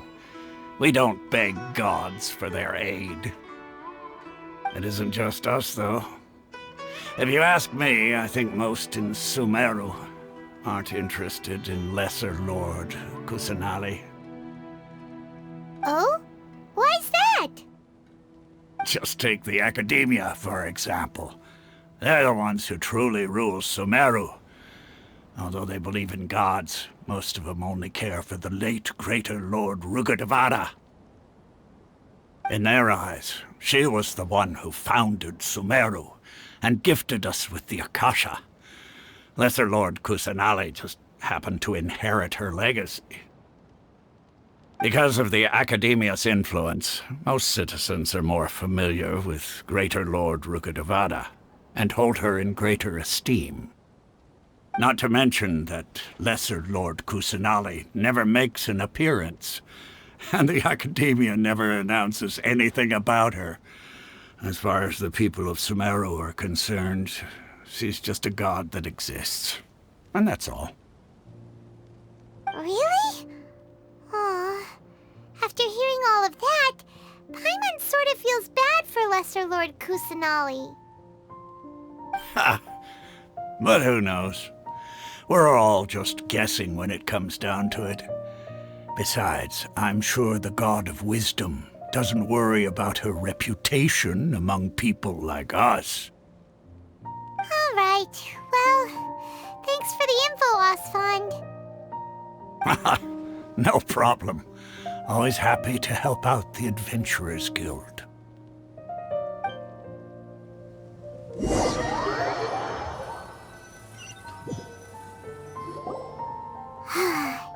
Seems Asfand was right about most people's attitudes here. Now Not only are they not interested in the Dendro Archon, they even say stuff like, if the Akasha doesn't think I should know, then I don't need to know about it. We've been asking for information non-stop ever since we got to Sumeru. But the harder we try, the more helpless everything seems. Isn't there at least one person in this entire city who cares about Lesser Lord Kusanali? Oh, you two are interested in Lesser Lord Kusanali? Huh? Who are you? From the sound of it, you two are Outlanders who recently arrived here. You've been asking around for information on Lesser Lord Kusanali, right? Oh, I'm sorry. I forgot to introduce myself. I'm Dunyarzad, one of Lesser Lord Kusanali's faithful followers. Whoa, really? Then do you know how we can meet with her? I'm afraid I can't help you with that. But your conversation earlier did happen to remind me of a legend about the Dendro Archon. Sure. It goes like this. Long, long ago, there was a man who heard a prophecy. It predicted that a great calamity was about to befall him. Panicked by what he heard, the man sought out the Dendro Archon in hopes that she would bless him with the wisdom to help him escape his predicament. The man journeyed across deserts and through rainforests and experienced tribulations of every kind. However, he still couldn't find any trace of the Dendro Archon. In despair, he thought, alas, the Archon has abandoned me. He then had no choice but to sorrowfully resign to his fate. Okay, and then what happened? And then, the calamity came. But to his own surprise, the man felt somehow emboldened by the trials of his journey. By relying on his own strength, he managed to overcome the adversity. At that moment, a bird perched upon his shoulder. This bird was, in fact, an avatar of the Dendro Archon. She said, "O Archon Seeker, do you now understand? She and her wisdom have long been found by you. Along your journey, we were in every flower and blade of grass, every ray of sparkling sun, and every breath of dancing wind. So long as you continue to think and ponder, we'll be wherever you go." Yeah, thanks for the story! Paimon feels all warm and fuzzy inside after that. In a way. It seems like this story is also one of the Dendro Archon's avatars. Dunyarzad, since you worship Lesser Lord Kusanali, can you tell us anything else about her? Of course. So did you two know that, I'm terribly sorry, but it seems something's come up now. Let's chat another day.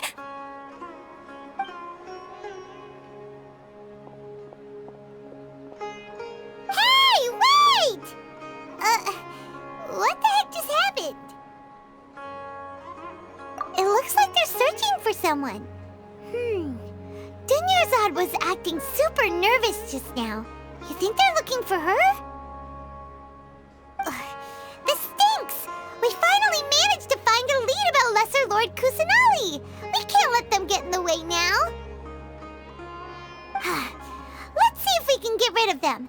Then we can catch up with Dunyarzad! Hey, have you two seen a brown-haired girl wearing a purple top and a long blue dress? We're looking for her. Did she have bandages wrapped around her wrists? Yes, that's her. Did you see which direction she went? Yeah, she went that way. Quick, after her!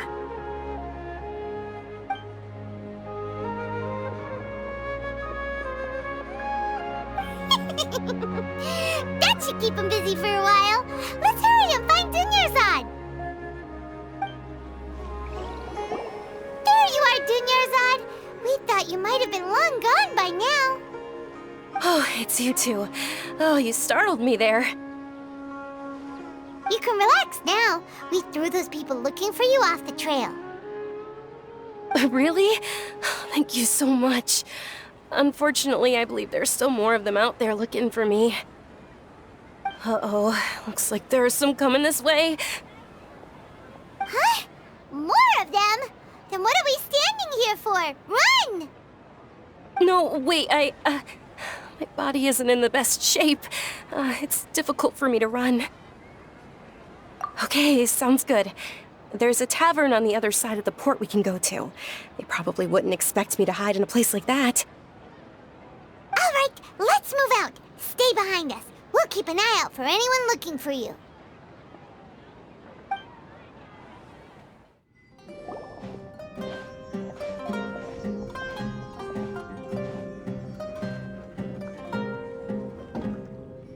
We made it. Oh, they shouldn't be able to find us now. Wait! Stand down, Dia!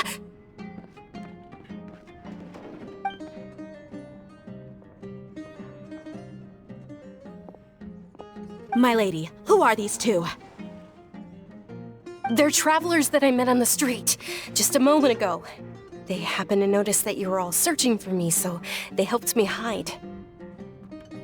I see. In that case, you two should scram. There's nothing here for you.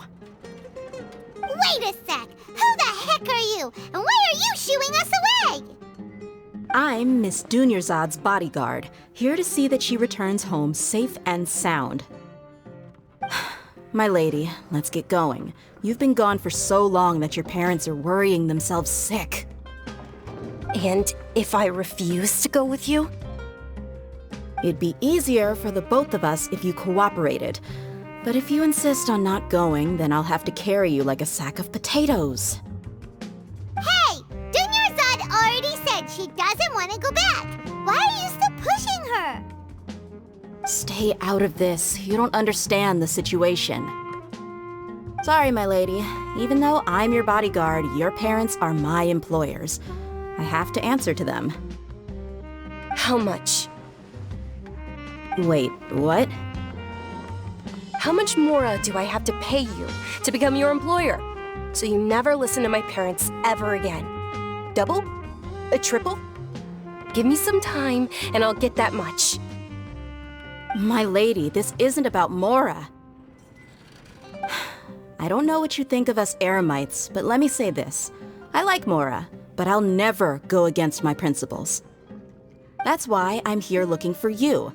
Sure, it's an order from my employer, but my conscience was also telling me it's the right thing to do. And knowing your health, carelessly running around like this is gonna hurt ya. For the sake of those who love you, don't be stubborn. No, you're wrong. I'm aware of my limits and I know what I'm doing. Honestly, the only people being stubborn right now are my parents. And they know perfectly well that it makes no difference if I'm at home or not. I still won't accept reality. And every time I bring this up, they just change the subject. Dia, you've been living with us a long time already. This should be old news to you.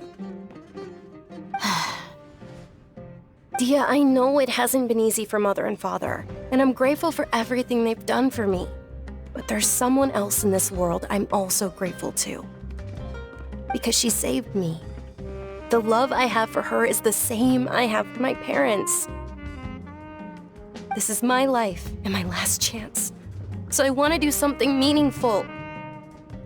My lady, are you sure what you're doing now is meaningful? Yes, I'm sure. At least, it is to me.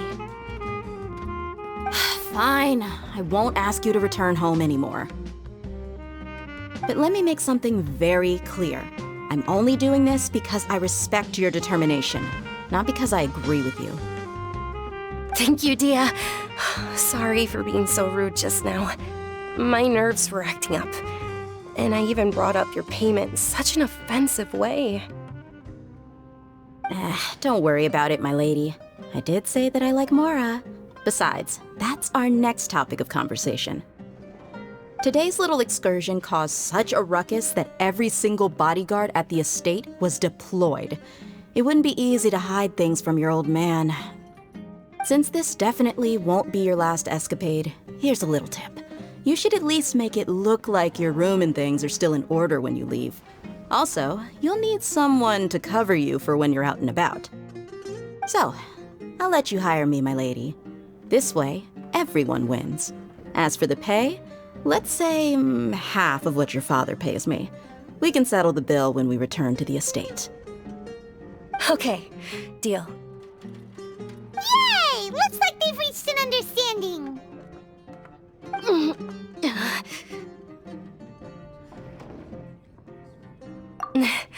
I'm fine, really.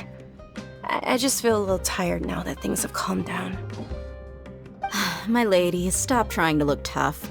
We're already in a tavern, so let's rest up and grab some grub. I'm sorry for worrying you two. If you don't mind, I'd like for you to join us. Sure! After you rest up, we want to hear more about Lesser Lord Kusanali.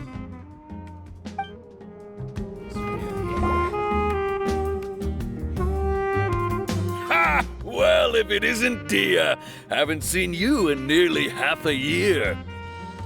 Word on the street is that you're a bodyguard for the Homayani family now. Ha! Don't you find that kind of work boring? Nah, you get used to it. How about a menu over here? You got it, huh? Isn't this little Miss Homayani herself? We don't get to serve personages like you very often. We'll be sure to prepare our very best. Thank you, sir, but there's no need. I don't have a lot of Mora on me, and I really ought to save as much as I can. But please bring these two the best food you have. They're my new friends, so I want to be a good host for them.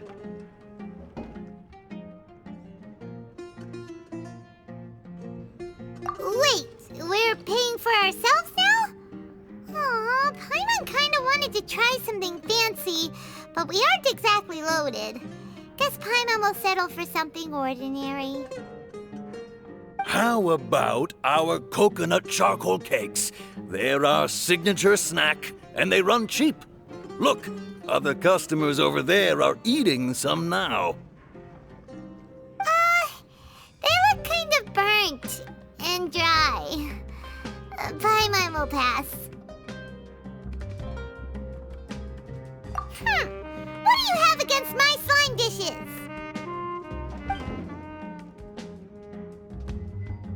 Dunyarzad, we asked a lot of people when we first arrived, and almost nobody was interested in Lesser Lord Kusanali. So, what made you want to follow her? Well, remember when you asked me if I knew how to meet the Dendroarchon? Even though I don't know how, I think I've actually seen her before. Huh? Really? Yes, it was when I was a child. At the time, my illness had kept me bedridden for the better part of a year. I was stuck inside and couldn't make any friends, and my parents did their best to find treatments for me. But even then, the Akasha didn't have any helpful information. My younger self no longer had any hopes or dreams. One flare-up was so bad that I was in a semi-conscious state for several days. Then one night, I woke up alone in my room. I was terrified. My body was paralyzed. Even if I cried, there was no sound. At that moment, an ethereal voice spoke in my mind. Dunyarzad, don't be scared. You don't have to cry. Dunyarzad, don't be scared. You don't have to cry. Huh? Who are you?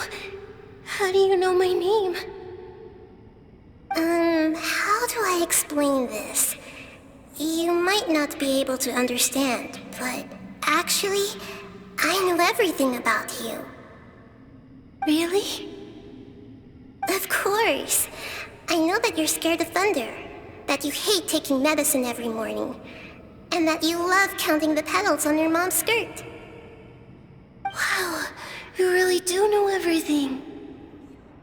Dunyarzad, is there anything you want? Want? Not really. I can't go anywhere or do anything. Huh? But aren't you a child? All children have wishes. Tell me what you want, and maybe I can make it happen. But can you make my illness go away? Oh. I'm sorry. But I'm not powerful enough to do that right now. Then, can you be my friend? After that, the voice said, "Okay, I'll be your friend." Although my body was suffering during those days, that voice encouraged me and told me many wondrous things. Beyond my window was the flourishing Sumeru City. Beyond the city was a lush rainforest. And beyond that was the wall of Samiel, deserts, and all of Tevat. Once I finally made it through that bout of illness, I couldn't hear that voice anymore. I told my mother about it, but she said that I must have been dreaming. But I know that that voice wasn't a figment of my imagination. Before that, I had never heard of Tevat. Yes, for sure. If it weren't for that voice, I would have never grown curious about the outside world, nor would I have learned how to read and enjoy so many books. That voice sparked a desire for wisdom. It had to have been the Dendro Archon. I've been hoping for a chance to repay her kindness. In fact, I was running around today to help prepare the Sub-Zerus festival for her. What's the Sub-Zerus festival? It's Lesser Lord Kusanali's birthday, which was the day that she was found by the sages. It's actually an old holiday that originally celebrated Greater Lord Rukkhadevata's birthday. When she passed away, the holiday eventually became a celebration of the Lesser Lord's birthday. I heard everyone was overjoyed when they welcomed her back to Sumeru. In those days, the festival was a huge deal. But because of the Academia's influence, people have gradually lost interest in the festival. The Academia actively participates in Sumeru's many holidays dedicated to Greater Lord Rukkhadevata. But when it comes to the Sub-Zerus festival, forget any funding. They practically act like it doesn't exist. Maybe they see Lesser Lord Kusanali's birth as confirmation of Greater Lord Rukkhadevata's death, so they're reluctant to celebrate it. Aw, but that's awful. It is. It's absolutely terrible. Sure, the Greater Lord founded Sumeru, but hasn't Lesser Lord Kusanali been the one quietly protecting us for the past few hundred years? Just remember that we're still out in public. Don't get too carried away now. I know that people over by the Grand Bazaar still hold the Sub-Zerus festival to this day, but I hadn't met any of them before, so I was never able to contribute. But recently, I made a friend there who also follows Lesser Lord Kusanali. I gave her my savings because I want her to throw a wonderful festival this year. That's the least I could do for Lesser Lord Kusanali. Hold on, my lady. Does this friend happen to be Nilu, the one who sends flowers to the estate? Yes, that's her. I saw her leaving the other day with a nervous look on her face. It seemed like she was hiding something in her arms. Did you give her something? Yes. Initially, I didn't have much Mora prepared, so I had Nilu sell one of my skirts. I've agreed with Nilu to meet up at the Grand Bazaar today and see how things are coming along. Dia, would you accompany me? Sure. That's quite the trip, though. I'll carry you. No, that would be too much, even for you. You might as well just accept the lift. If I let you walk, who knows how long it'll take us. And if anything happens to you, then I'd really never hear the end of it from your father. But of course! Nilu will be thrilled to hear there are more people interested in Lesser Lord Kusanali.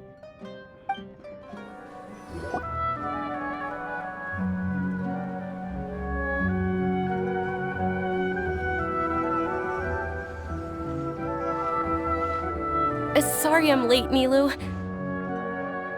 Oh, Dunyarzad. It was taking you so long that I assumed you got trapped at home, but you made it in the end. Uh-oh. But if Dia's here, that means you got caught, right? You could say that, but everything worked out. She's on our side now. Not completely. Oh, and who are these two? Oh, meet the Traveler and Paimon, my two newest friends. They're visitors who just arrived at Sumeru City, and are looking for information on Lesser Lord Kusanali. So you're followers from another land? Oh, really? Well, that's okay.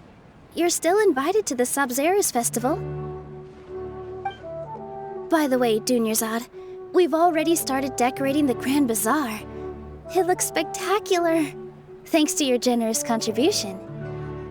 You're very welcome. It's the only thing I could do.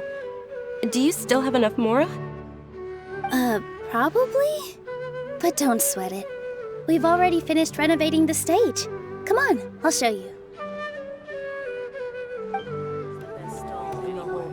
Wow! This place is amazing! Not bad. Last time I was here, the stairs were full of holes.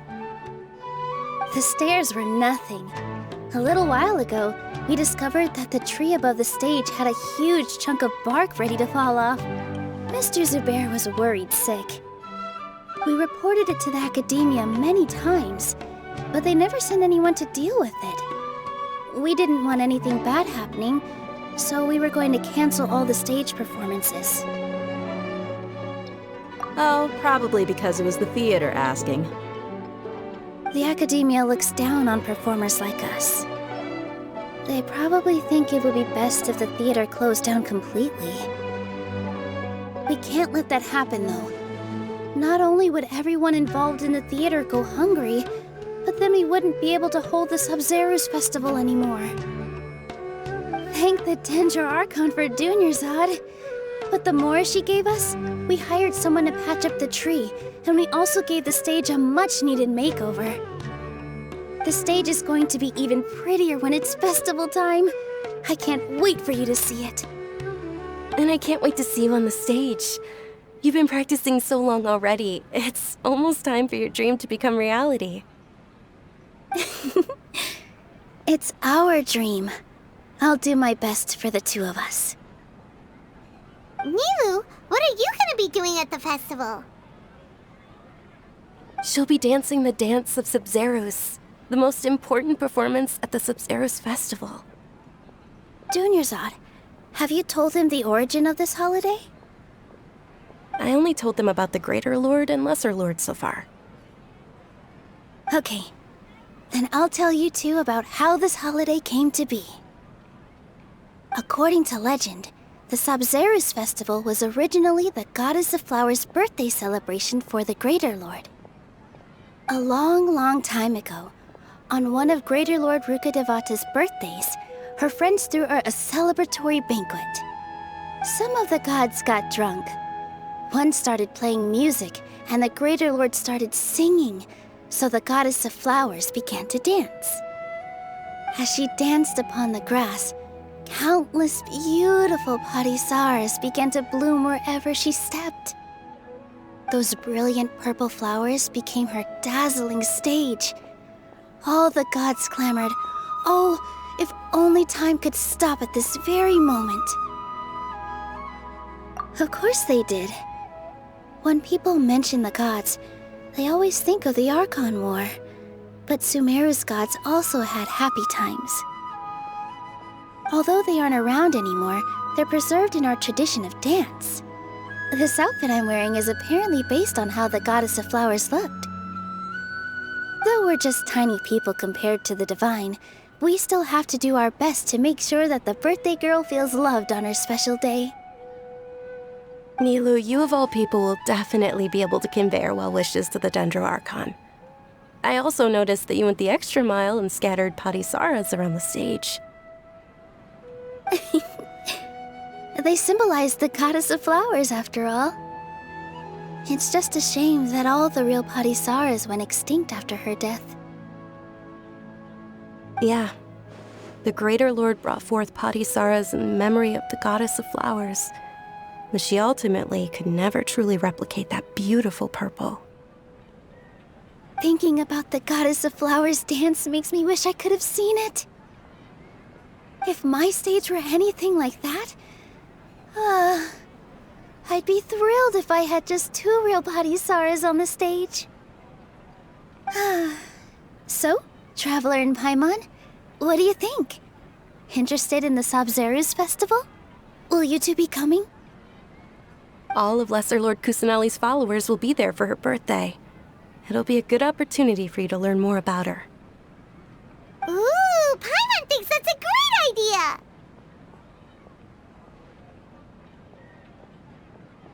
Of course Paimon wants to watch. Those two things aren't mutually exclusive, you know. So how about we all attend the Sabzeruz festival together?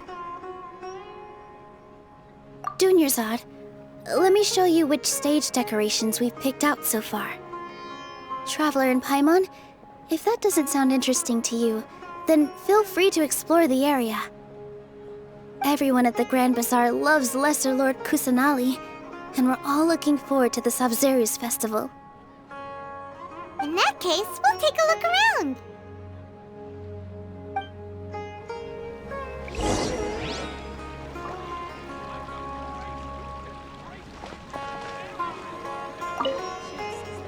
Whoa!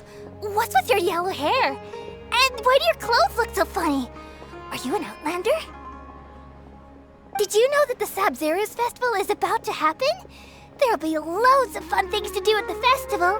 But the best part is when Ferris, the Knight of Flowers, passes out candy to everyone.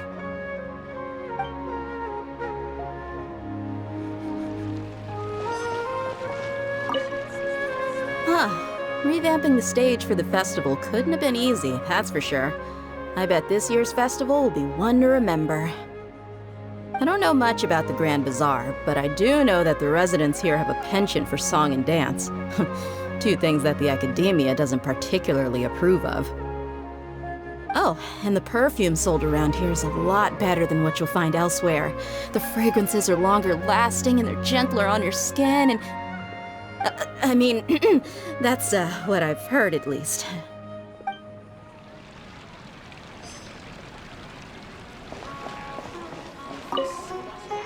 Things are really shaping up, and there's a buzz around the festival this year. We're expecting people from all over to come by this year and buy things during the festivities. Don't be fooled into thinking that Sumeru City has the best of everything. Some festival snacks are only offered here in the Grand Bazaar. And when it comes to musicians, dancers, or singers, the Grand Bazaar's got the best of the best. Sure, those folks at the academia might not like it, but what's a festival without song and dance?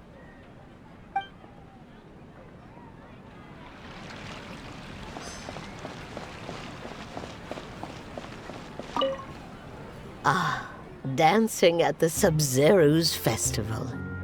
You know, I also danced when I was younger. As a child, I even asked my grandmother why we performed the dance for the Lesser Lord when it was originally done to honor the Greater Lord. My grandmother said that Greater Lord Rukkhadevata is a beloved deity and honored by all, and Lesser Lord Kusanali is too. If the Goddess of Flowers ever knew Lesser Lord Kusanali, then she would certainly have wished to be her friend and hold celebrations for her too. The Sabzeruz festival has been losing its appeal over the years. That is, until a wealthy benefactor stepped in this year and brought the festival back to life. I heard she forked out a lot of mora to make it all happen.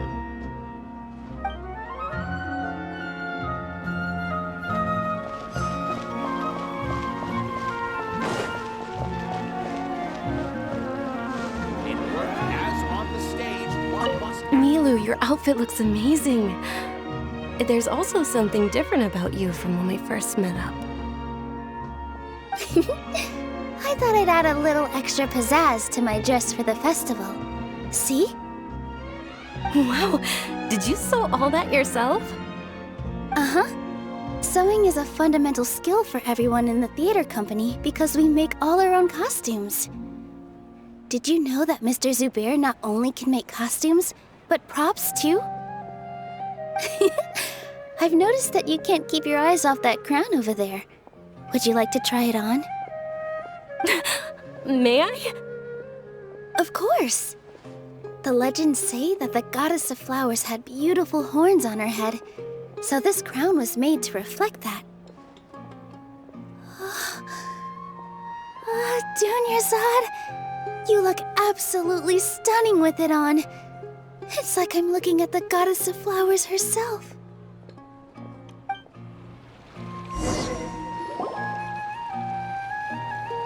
Hey! Is that who Paimon thinks it is? It looks like Catherine.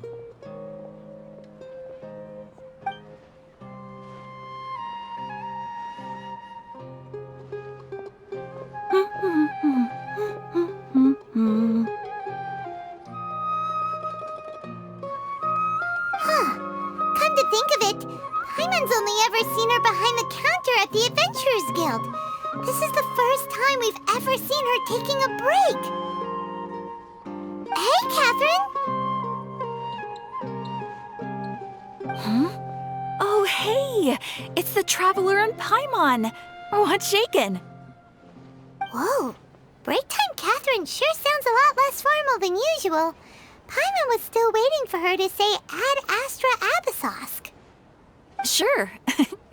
Standing behind the counter at the Adventurers Guild doesn't require any complicated functions. But saying and doing the same old things over and over again can get pretty monotonous. Like watching the same Fontaine movie day after day. But take you two, for example. You travel across Teyvat to enrich your lives and gain new experiences. Well, we enjoy traveling across Teyvat and all that, but we're mainly looking for clues about her brother. Yes, you should keep searching. Sometimes the answers we're looking for aren't necessarily at our intended destination. Instead, they're found along the way. Huh. Haven't we heard someone say something pretty similar recently? Anyways, what brings you out here, Catherine? No, not particularly. I guess you could say that I'm loving the recent atmosphere here. If festivals bring happiness to everyone, then that's where their true value lies. Oh, it looks like it's about time for me to be heading back now. Alright, we'll see you next time at the Adventurers Guild. Oh, by the way, thanks for connecting us with the Eremites. We've already made some great friends in Sumeru City thanks to you. I'm sure you two will get along well with the people here. You've already been blessed by the element of Dendro after all. See you around.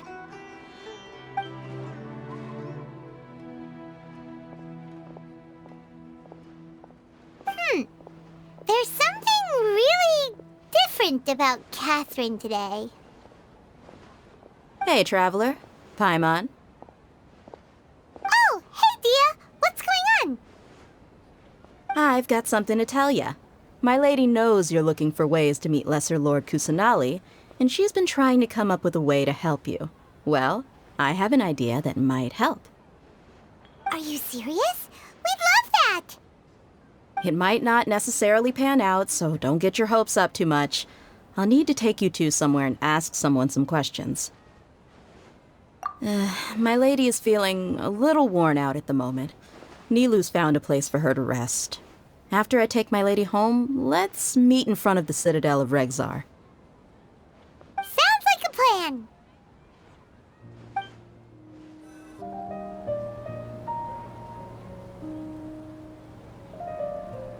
Sorry, I'm late. It took some convincing for the master and mistress to believe that Miss Dunyarzad was only sitting in the port for a while because she was in a bad mood. Anyway, I guess I should be thanking you. I haven't seen Miss Dunyarzad that happy in a long time. If it wasn't for you two, she probably would have been caught and dragged back much earlier. You sure sound a whole lot nicer than when we first met, Dia. Who would have thought you had such a soft spot for Dunyarzad? It's called being a professional. I'm a bodyguard, and I work for whoever's paying. Look, Dia's blushing. Listen, you two. I don't expect to be working for Miss Dunyarzad very long, but I hope to finish things on a positive note if possible. Let's cut the chit-chat and head into the Citadel. We'll see if the person I know has a way for you two to meet with the Lesser Lord.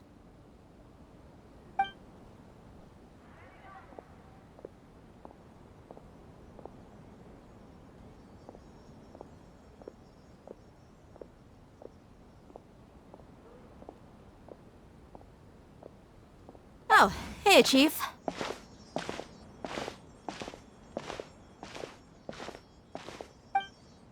Ha, Dia! What are you doing here? And well, didn't expect to see you three together. I take it you all know each other already? We met this morning after the Adventurers Guild pointed us to Osfon for more info. No kidding. Huh. So, where's Ruksha? I thought I'd help these two out by asking about the theft. Anything you can tell him? Ruksha's gone over to the Academia. The Grand Sage recently ordered Sumeru City to begin bolstering its defenses, so people from all over have been called back to the city. Since you've already mentioned the theft, I suppose I might as well tell him what we know. Appreciate it, Chief. Theft? Sorry, what the heck are you guys talking about? Just recently, the Academia lost something, and there's a chance the item is connected with the Dendroarchon. This case might just somehow help you in meeting her. I suppose that's one way to look at it. But if you ask me, the case is more about the Academia than anything else. Let me fill you in. The Academia recently sent a convoy to pick up an important package from Aru village. Word got out, and the convoy was robbed on its way back. The Grand Sage took the whole matter very seriously. Not only did he dispatch the Matra, but also enlisted our help in the search for leads. All we know so far is that whatever was stolen is currently in Port Ormos. You two have heard of Port Ormos, haven't you? It's the largest commercial port in all of Sumeru. You can travel there by leaving Sumeru City and heading south along the river. The Academia's grip isn't long enough to reach all the way to Port Ormos, so the city's a little more laid back, meaning the population's also a mixed bag. You never know who you'll meet there. Apparently what was lost has a great deal to do with the Akasha, knowledge, and even the gods. I'm afraid I don't have any other details for you, though. If you're interested, maybe you could head to Port Ormos and ask around yourselves. If you want my advice, try introducing yourselves as students of the Academia once you're there. Are you serious, Chief? All the Academia students are in Sumeru City, you know. Why should they pretend to be students in Port Ormos? If you're also interested, just go there and see what happens. Count me out. I've got plenty of work to do here for the Homayani family. And take it from me, if you two really do decide to visit Port Ormos, you'd best watch your backs. Let's just say that the Eremites there aren't nearly as friendly as those here in Sumeru City. There are even some extremists who go around shouting slogans like, "Retake Sumeru for the Scarlet King." Word is that more and more are joining their movement. They're becoming a real headache for Chief and the others. You bet they are. The Scarlet King's been dead for thousands of years. Now they start spreading rumors of his return. Ridiculous. Not everyone's like you, Chief.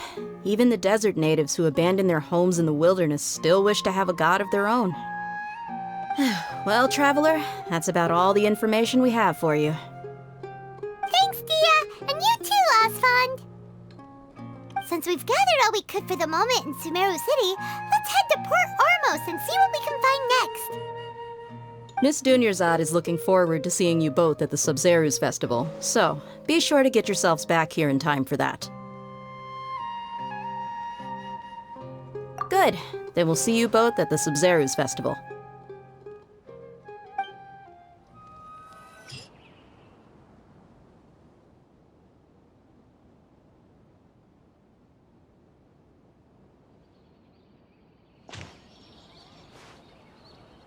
Come and have a good look yourself. Traditional spices of the highest quality, made with pride and experience.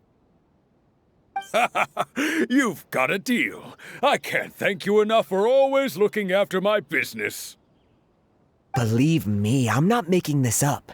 Several Eremite mercenary groups are nearly in open conflict, but does the core of 30 care? And that's not all. Did you know that... Wow! Talk about hurly-burly! This place is busy! Guess that's only to be expected for the largest port in Sumeru.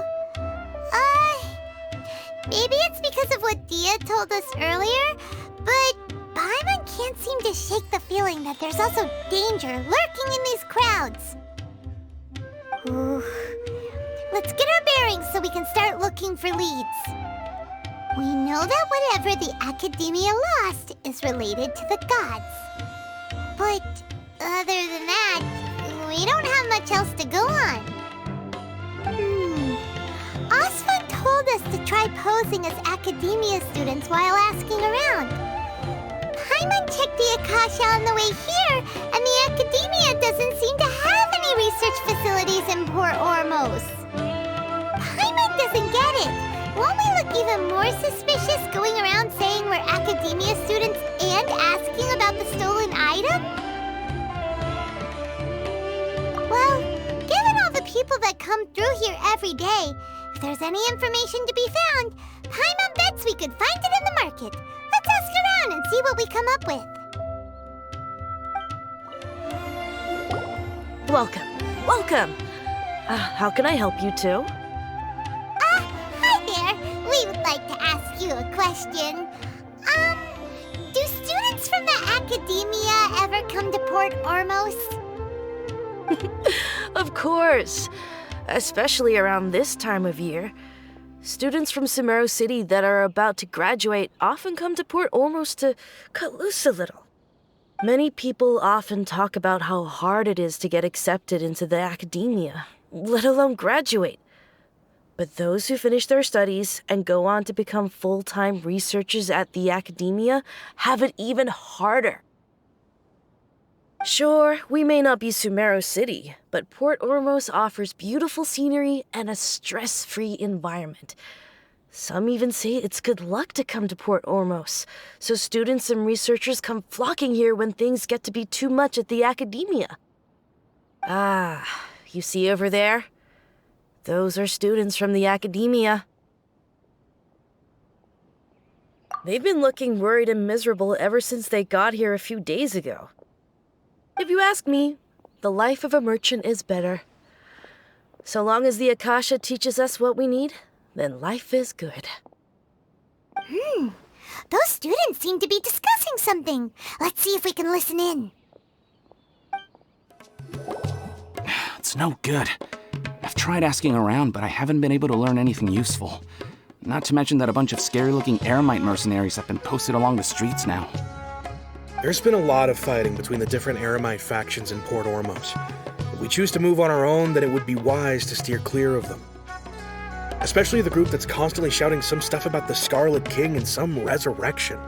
I've even heard that the Citadel of Regzar is starting to get fed up with them. What was that group called again? Ein something or other? They're called Ein Al-ahmar. Today, I heard that the thing we're after might be in their possession at the moment. Wait, come again? Don't you see? Many of the Eremites in Port Ormos deal with trading this kind of thing. They're usually pretty wary of outsiders, but not so with students of the Academia. It's because the kind of goods that students are looking for aren't the kind of goods that Eremites are after. As long as they know you're a student, then deals can be made. I've heard that Ein Al-ahmar likes to set up shop at the Jafar Tavern. Supposedly, if you're willing to part with 500,000 Mora, they'll give you info on anything. Wait, did you say 500,000? If information alone costs that much, then how could we ever afford to buy what we're looking for? I guess we might as well give up on trying to graduate this way. I wouldn't worry too much. Our field of research is very niche. Who else could possibly be after that kind of shady knowledge? I bet it's practically worthless to anyone aside from us. Well, I guess that makes sense. Then the only thing left for us now is to find a way in. Why don't we all just pool our money together and pay for the information? Whoa! Did you hear that? A niche field of research and shady knowledge? It all sounds pretty suspicious to Paimon. Is knowledge something people just buy and sell like that? So, what's our plan? Wait, didn't you hear what they just said? Buying information is going to cost us 500,000 mora! Have you lost your mind? Oh, all right. Paimon never thought she'd agree to parting with that kind of mora. But if you know what you're doing, then we should give it a shot.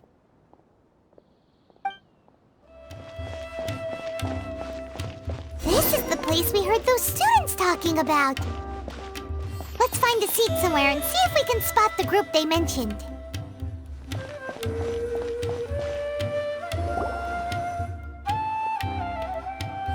Oh, you've arrived.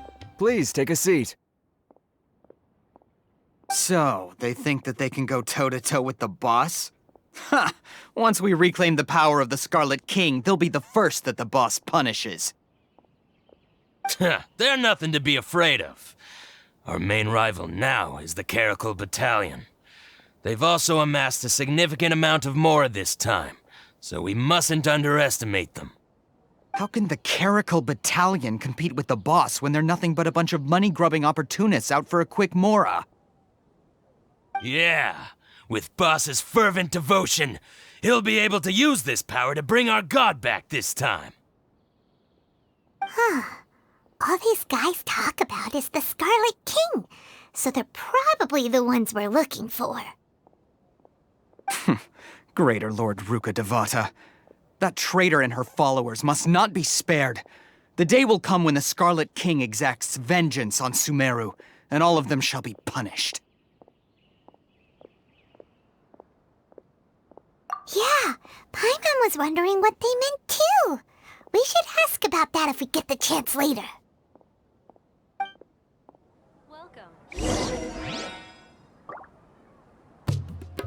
What's going on? How can there be Kairagi here? Huh? Who are you? What do you want? A student? What's a student from Sumeru City doing in Port Ormos? Ah, well, if it's info you want, you've come to the right place. The question is, can you afford it? Huh? What is this, some kind of joke? Oh! Sorry! She must have grabbed the wrong amount! Hey, what do you think you're doing? Oh, Paimon can't stand to see so much more go. But there's no other choice right now. Here, this is the merchant's address. Whatever you're looking for, you'll find it there. Well, what are you waiting for? Oh, that's right! We heard you mention the Scarlet King just now. We're actually interested to know more because we're, archaeology students! Fine. Since you've already handed over the Mora, I guess I can throw in a little extra info. As you can see, members of Al-ahmar are devout believers of the Scarlet King. Years ago, the Scarlet King founded the great desert nation that was our homeland. It was an advanced civilization, far beyond anything you'll see in present-day Sumeru. The Scarlet King was the rightful god of wisdom, but he was betrayed by a companion he trusted. She even stripped him of his title, God of Wisdom. So, you mean the traitor was... Greater Lord Rukkhadevata, yes. That shameless wretch destroyed the Scarlet King's civilization, and our ancestors were forced to flee to this land where we were made to suffer the tyranny of our enemies. Furthermore, she conspired with the Academia to cover up the truth of her actions, and create the merciful and benevolent facade for which she is now known. Ugh, just thinking about it sickens me. But the story doesn't end there, oh no. The Scarlet King isn't truly dead. The voice of the Oracle has been heard in the desert, prophesying his resurrection. Mark my words, our god shall return. And when that day comes, all followers of the traitor and all the desert dwellers who have forgotten their true god will suffer retribution together. If what I'm saying makes you shiver with fear, it might not be too late for you to become a believer of the Scarlet King. I don't have anything to say to you academia people about that. I think this conversation has reached its end. Not just yet. This man is a fraud. Huh? You again? Deranged academia lunatic. Yes, it's me again. I already warned you that if you weren't willing to sit and discuss things with me, I'd take measures to make things uncomfortable for you. Listen to me. That address he gave you is fake. Or at least, you won't find a merchant waiting for you there. This group has been boasting all around that they can provide information on a certain item as a means of luring people into their territory. Once you show up, they keep up the act until they have hard evidence that you want to purchase said item. Then they use that to squeeze you for all the more you're worth. Hey! Shut it, Al-ahmar! What are you playing at, trying to ruin our business like this, I told you the other day. I wish to discuss my terms with your boss. Ha! The boss made it perfectly clear that he won't negotiate with you. Yes, and in no uncertain terms. But that was then. It does not preclude him from changing his mind in the future. I'm warning you, don't push us, or this could get ugly. We don't usually get rough with people from the academia because it just complicates things. For a lunatic like you, though, we might just have to make an exception. If you're suggesting that we escalate this from a verbal exchange to a physical one, I accept. After all, even the Archons used war to negotiate the ownership of Teyvat. If, on the other hand, we can't agree on any means of negotiation at all, then I'm afraid my next course of action will sting a little more than the mere falling through of a few business deals. I will jeopardize the Eremite's reputation, which I know you value above all else. I am quite confident that if I began to take such action, your boss would willingly approach me himself. However, I fear that by then, some things will have happened that cannot be undone. Also, a word of advice. I suggest you tell your boss exactly what happened here today. Otherwise, he might blame you for not telling him in the future. What did you say? Consider this. Have I ever failed to follow through on my word in the past? This guy is really out of his mind. Okay then. If you really have a death wish, let's meet a week from today. The pier in front of the Pharos Lighthouse, 4 o'clock in the afternoon, sharp. Don't expect us to hold back. Not so fast. First, you return the 500,000 mora to them.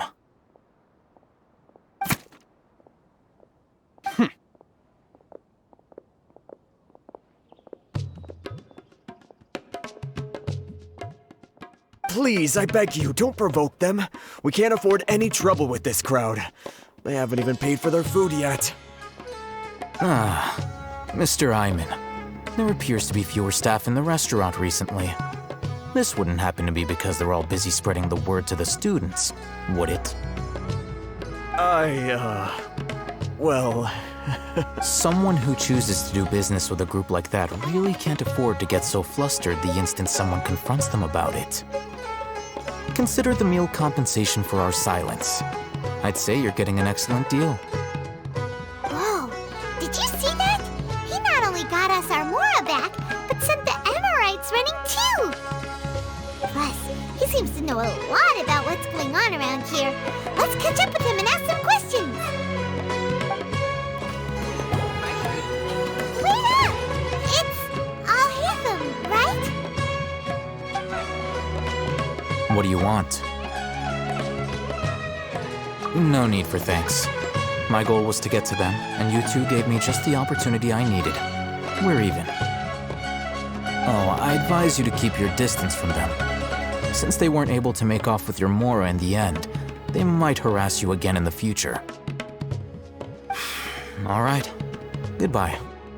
Hold your horses! We still have something to ask you about! Since you tore through their scam right in front of them, you must know the real story about certain something, no? Who exactly are you two? And why are you inquiring about that? A student. Right.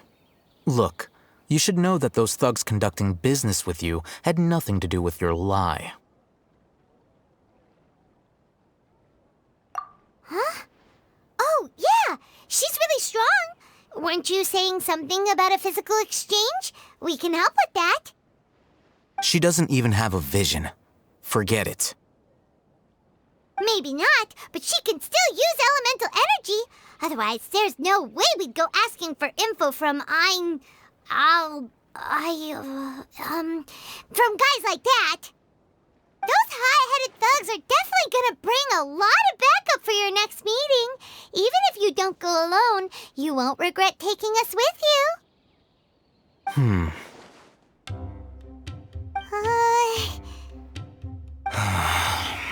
All right, I accept. Got a pen and paper? If you're searching for someone who sells that kind of merchandise, I'll give you one of their addresses, and you can try your luck. We'll reconvene at the appointed time by the pier. It doesn't matter if you show up or not. So, since you were happy to give us this merchant's information, does that mean you can tell us exactly what we're after? You were willing to part with 500,000 Mora for something and you didn't even know what it was? Okay. Well, if you truly are as skilled as you claim, then you can beat the answer out of them when they become hostile.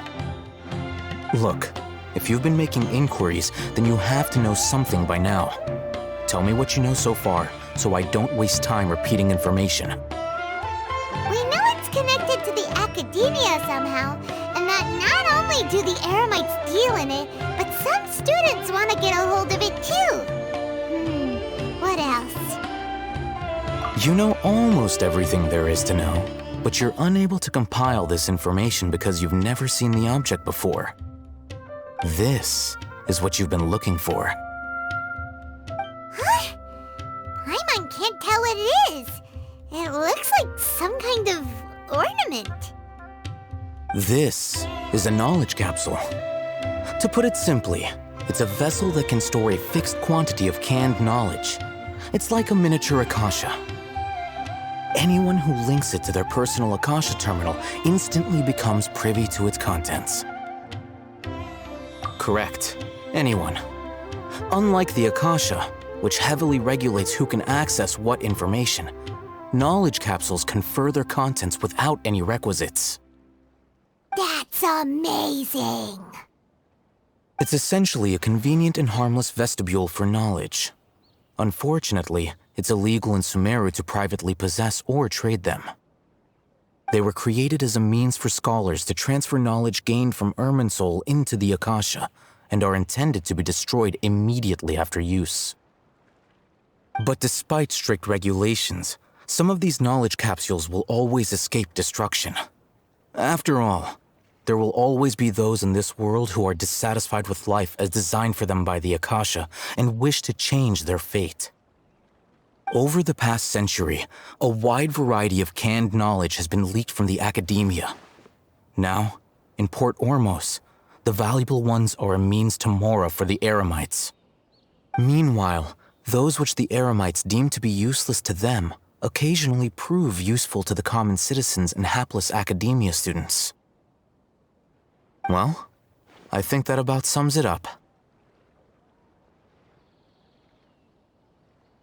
Ah, so that's your true objective. With our current arrangement, I don't believe I can offer an answer. You're still resolved. Fine.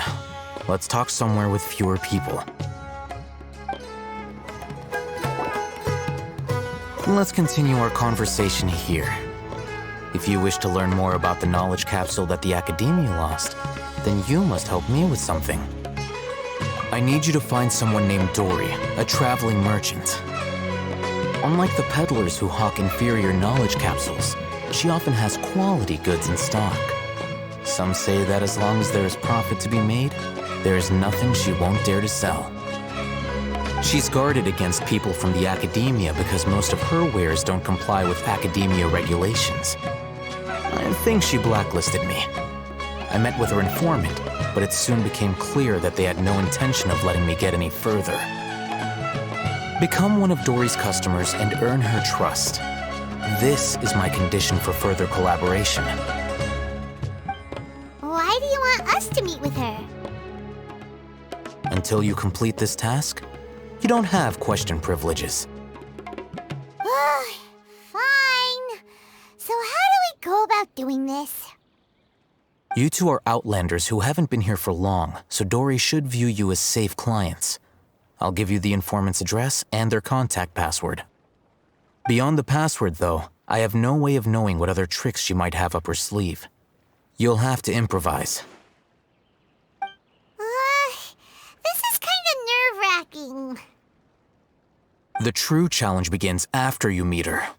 She has a keen nose for Mora and a shrewd eye for wares, and she only likes customers who she deems to have good taste. I'll prepare some funds for you. Buy her highest quality wares and earn her approval. But we only just saw a knowledge capsule for the first time. We don't know how to tell which ones are good and which ones are bad. Is that something we can learn quickly? That's true. Have you two heard of elemental sight? Oh, that's a surprise. Guess I'll have to hold you in higher regard. Anyway, that ability should resolve your issue.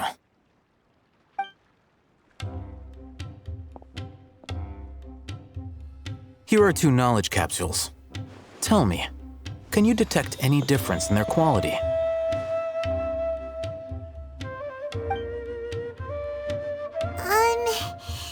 They look the same to Paimon. Try inspecting them with elemental sight.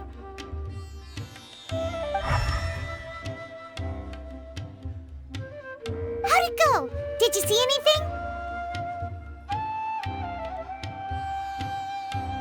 Rumor has it that higher quality knowledge capsules generally appear brighter when viewed through elemental sight. That's because knowledge originates from Irminsul, the root of Dendro power itself. The more powerful the knowledge, the richer it is in Dendro energy. However, some canned knowledge with a high concentration of elemental energy is of little use in contemporary times, so those capsules are of little value. Using elemental sight is merely a stopgap measure, but it should suffice for earning Dory's trust. That sounds pretty impressive. Here's a sheet with the informant's location and contact password, and here is the Mora for purchasing canned knowledge. Don't be cheap. You'll need to spend to catch Dory's eye. If there's any Mora left over, just keep it. Oh, and be sure to exercise some caution. There have been Matra present in Port Ormos lately. Your efforts will be for naught if they catch you. Matra? They belong to the Academia's regulatory body. They also handle cases of illegal canned knowledge transactions. Like I said, the Academia has banned both their trade and possession. The Matra are razor sharp. You're in for nothing good if they lock their sights onto you. If you two want to back out, now's the time. Okay, then we have a deal. If you succeed in your dealings with Dory, come find me at the Wikela Funduk. We'll have an open discussion then. Looking at what Al-ahmar wrote, Dory's informant is a trader near Old Ormos. Let's follow these instructions and try to get in contact with him. Hello. What are you two looking to buy?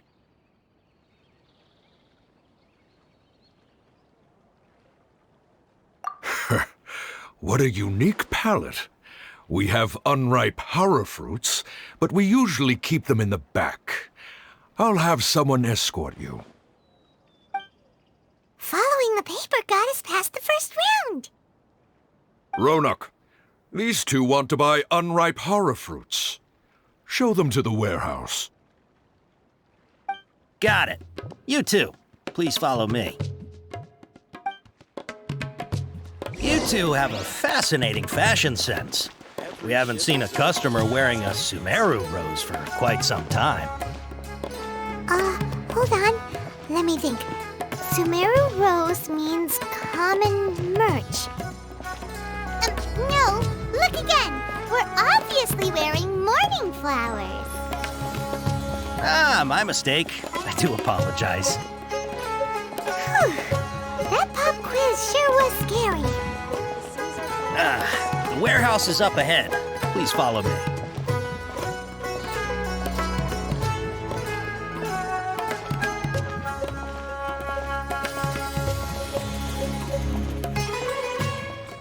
Before I retrieve your products, I need to confirm a few things.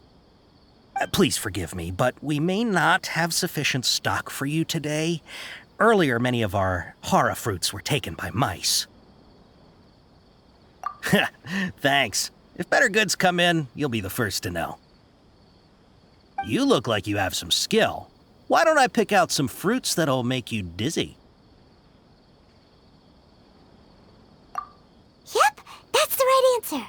But eating hara fruit that makes your head and ears ring sounds like a bad life decision. Would you like your hara fruits to be packaged in the Sumeru City or Port Ormos style?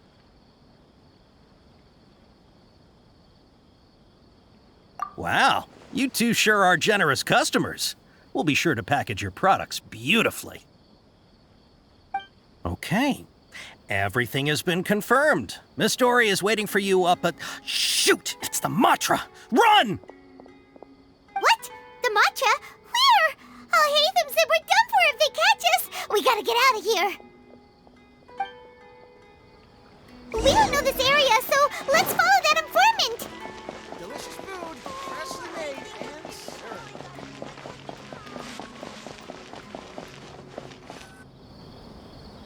He ran that way.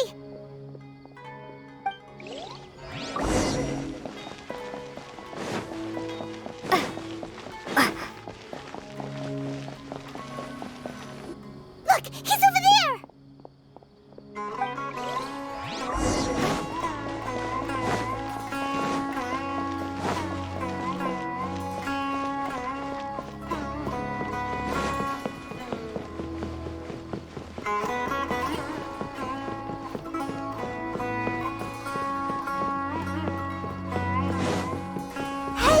If you're hiding from the Rishbaland tiger, come this way! Another password! Huh? Oh, that voice came from behind the building on the right! Here, over here. You can stop running now.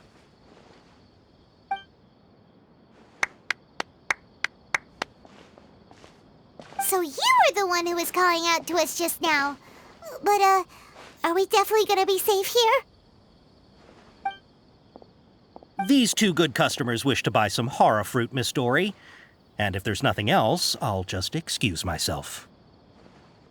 Oh, very good. Thank you.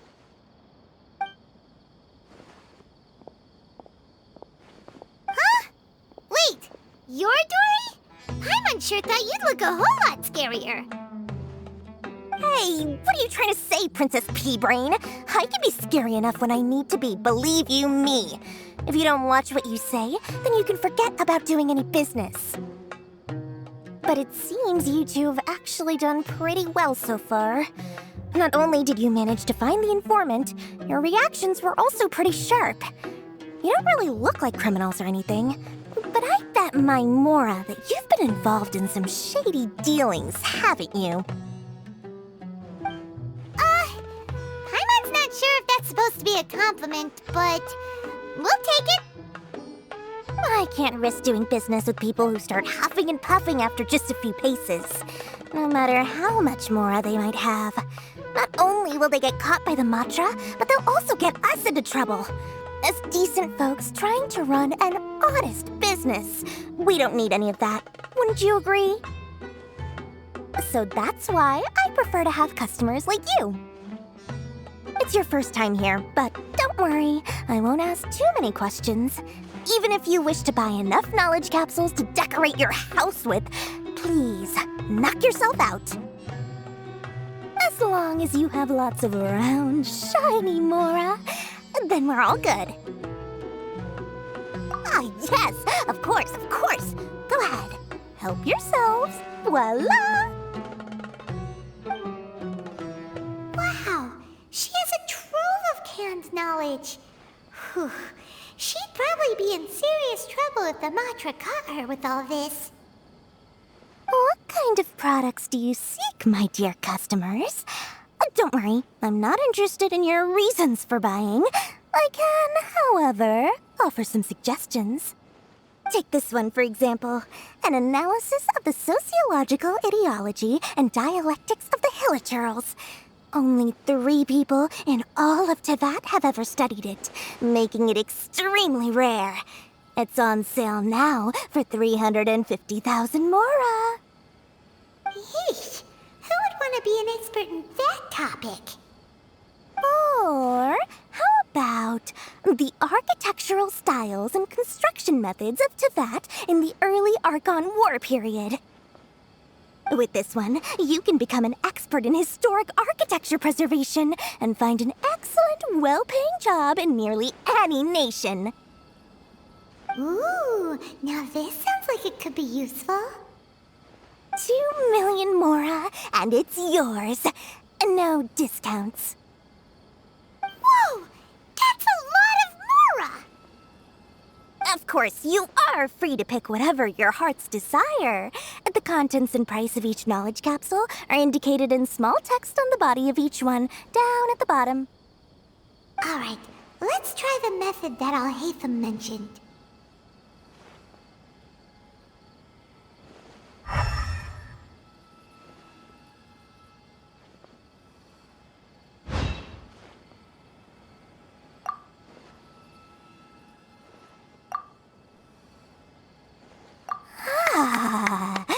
You've really got a good head on your shoulders, and quite the eye for quality.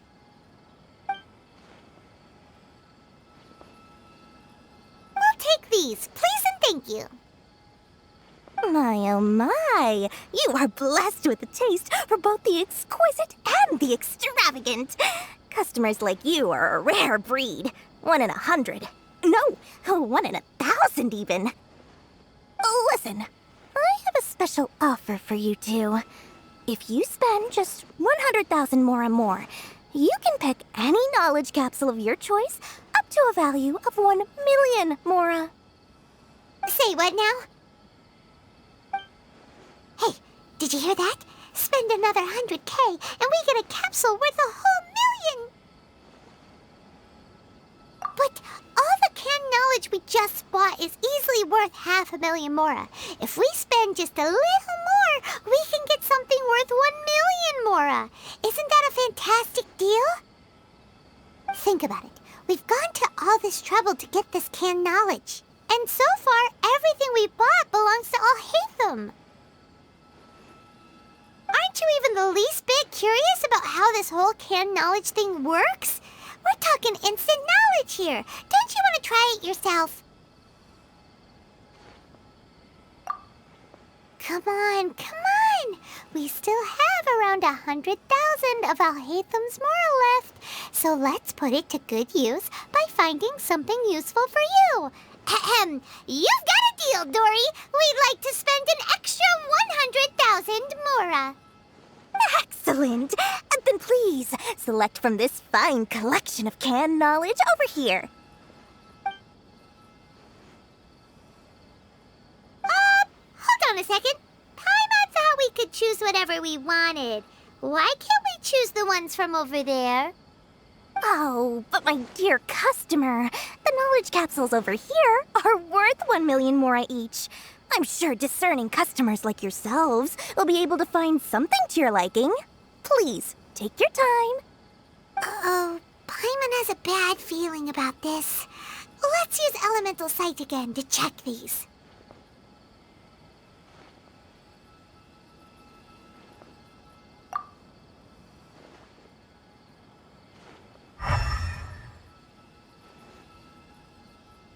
So, what did you see? So, they're all worth about the same amount? Well, anyway, the mora's already been spent, so let's at least try to find something useful. Let Paimon take a look here. An introduction to traditional Sumeru brewing techniques, the art of growing spices, an overview of ancient runes. Oh, how about this one? Sword Fighting Techniques 8. Not sure we'd ever find volumes 1 through 7, but at least this knowledge should be useful, right? Let's go with this one. Dory, we'll take this one. All right, very good. I'm expecting some new goods in the next couple days, so be sure to check back again soon. Whether it's canned knowledge or anything else you need, bring your Mora to Dory and doors will open. Trust Our dealings with Dory went smoothly enough. Let's head to Wakala Funduk and meet up with Al-ahmar. Hopefully now he'll finally tell us about what the Academia lost. You two made it. And from the looks on your faces, you were successful. Whoa, there's so many people from the Academia here. Why would you pick this place as our meetup spot? Well, Wakala Funduk is under the Academia's control, so naturally the Academia has people working here. I came to Port Ormos under the pretense of conducting official business. You're a pretty daring guy. Relax. No one here is interested in anything we say, and the Matcher won't come here. Okay now, tell me how your encounter with Dory went.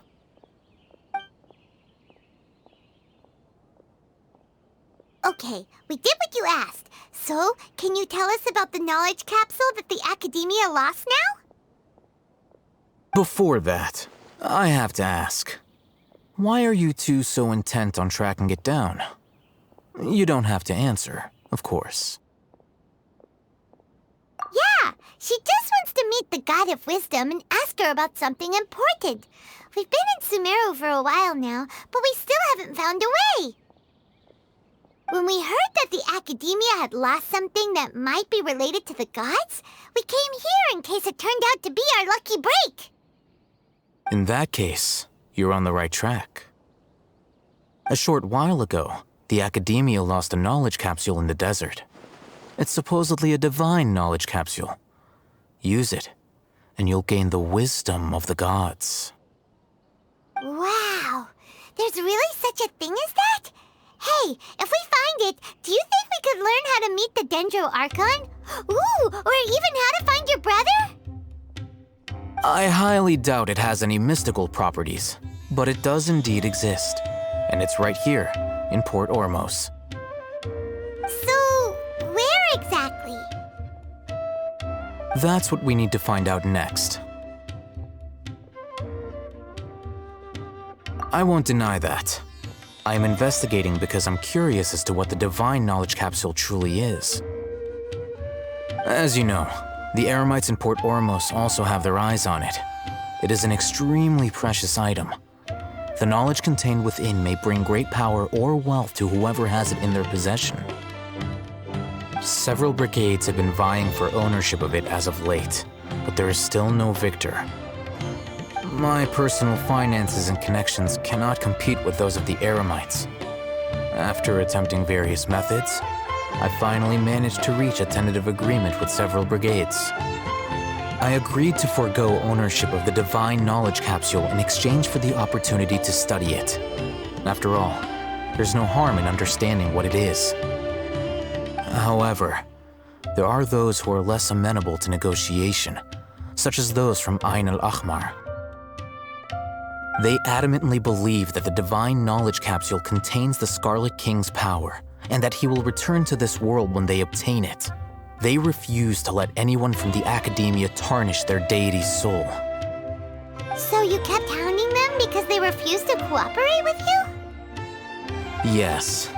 Al-ahmar isn't exactly wealthy, but its members are determined to get that capsule by any means necessary. To that end, they've resorted to many methods more foul than fair in order to amass sufficient funds. So, I've been sabotaging their business to force them into negotiating with me. The Divine Knowledge Capsule should be up for a secret auction within the next few days. Each brigade will place their own bid, and the prize will be covertly given to the winner. To ensure the capsule's security and to evade the Matra's notice, the winning brigade will not publicly disclose their victory. Unless I know whose hands the Divine Knowledge Capsule ends up in, my agreements with them will fall through. Dory is the most reliable source of information, but that avenue was previously closed to me. With you on board now, the situation is different. In other words, you wanted us to befriend Dory so you could find out where the Divine Knowledge Capsule is. Yes, you can say that. But this arrangement harms none of us. The day after tomorrow, go back to Dory and try to purchase information on the Divine Knowledge Capsule's whereabouts. If she has no information, wait 2 days and approach her again. If I get the opportunity to study the Divine Knowledge Capsule, I will relay my findings to you. Will that suffice as compensation? Okay, then we'll meet up in 2 days.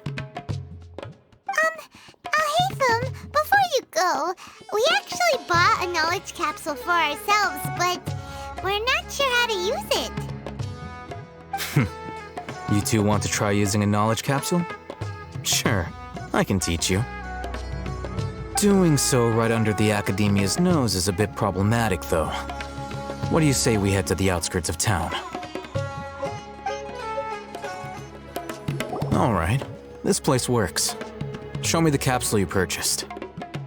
Here. Sword Fighting Techniques 8. A combat class knowledge capsule. This class is something of a rare find these days, since most have been taken by the Eremites to augment their battle capabilities. Really? Aw, yeah, what a great buy! If you want to determine the efficacy of this capsule, I can evaluate your combat ability.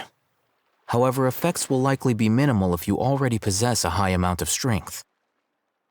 We can conduct a controlled experiment where you fight 2 battles, one before using this knowledge capsule and one after. While you fight, we can use an Akasha terminal to monitor your various physical parameters.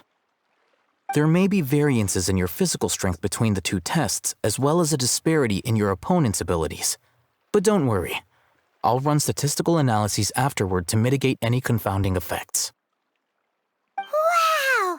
Al-ahmar, you must have been one of those guys at the Academia who got top grades on everything. Paimon's curious about something, though. You definitely weren't one of those students who needed canned knowledge to graduate from the Academia, right? So why are you risking getting caught by the Matra for this capsule?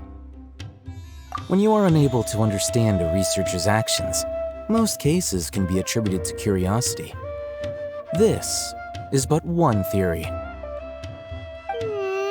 Sounds like you're trying to avoid the question. All right, let's begin the test. Just fight as you normally do.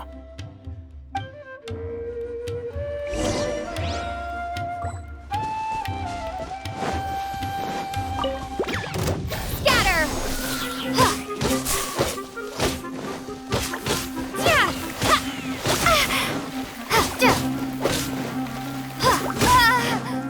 Propagate!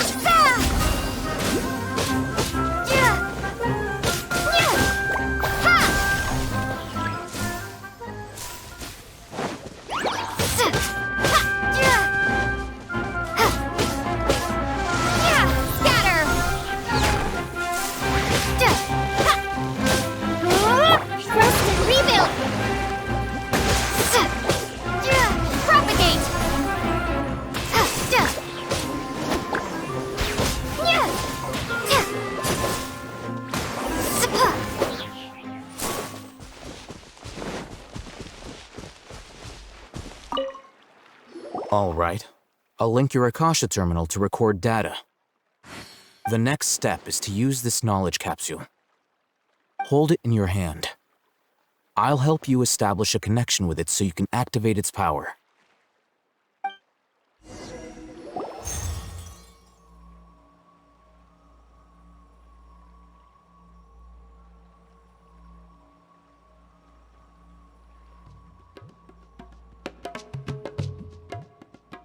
Hey, how are you feeling? You mean that it worked? All right. Time for round 2. Fight with the same composure as before.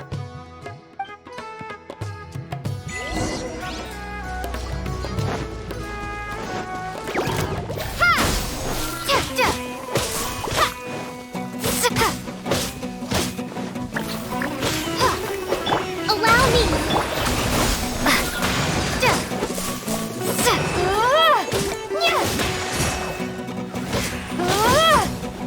Scatter!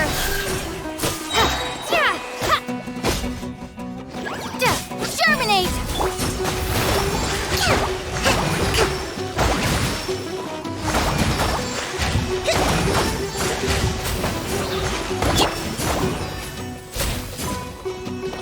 Propagate!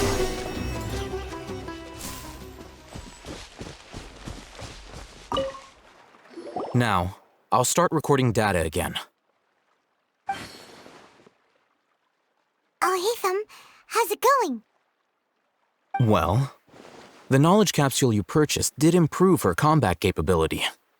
During the second fight, her overall fighting performance increased by 0.073%. Wait, how much?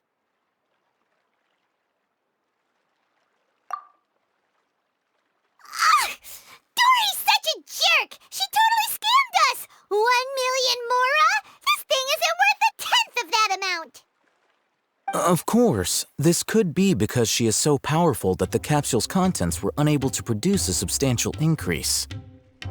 At the very least, this test allowed me to gain more insight into you two. Our deal seems increasingly worth my investment. I'm heading back to Akela Funduk. I await your response in 2 days' time. This is Mora for when you ask Dory for information. Pay her as much as she requests. Here, over here! Oh, welcome back, my loyal patrons.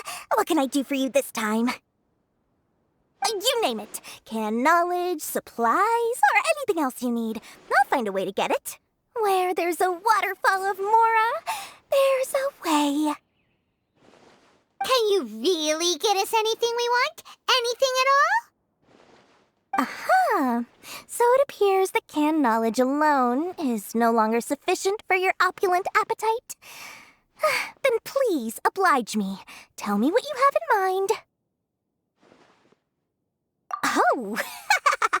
I knew customers with pockets as deep as yours would undoubtedly crave something more profound than ordinary canned knowledge. But you know, that kind of information isn't going to be cheap. After all, I had to work really hard to weasel my way into the auction site. Not to mention that if anyone found out that I was the leaker, I would be in big, big trouble. But how can we be sure your information is accurate? Paimon's curious how you just happen to have this kind of info the moment we need it.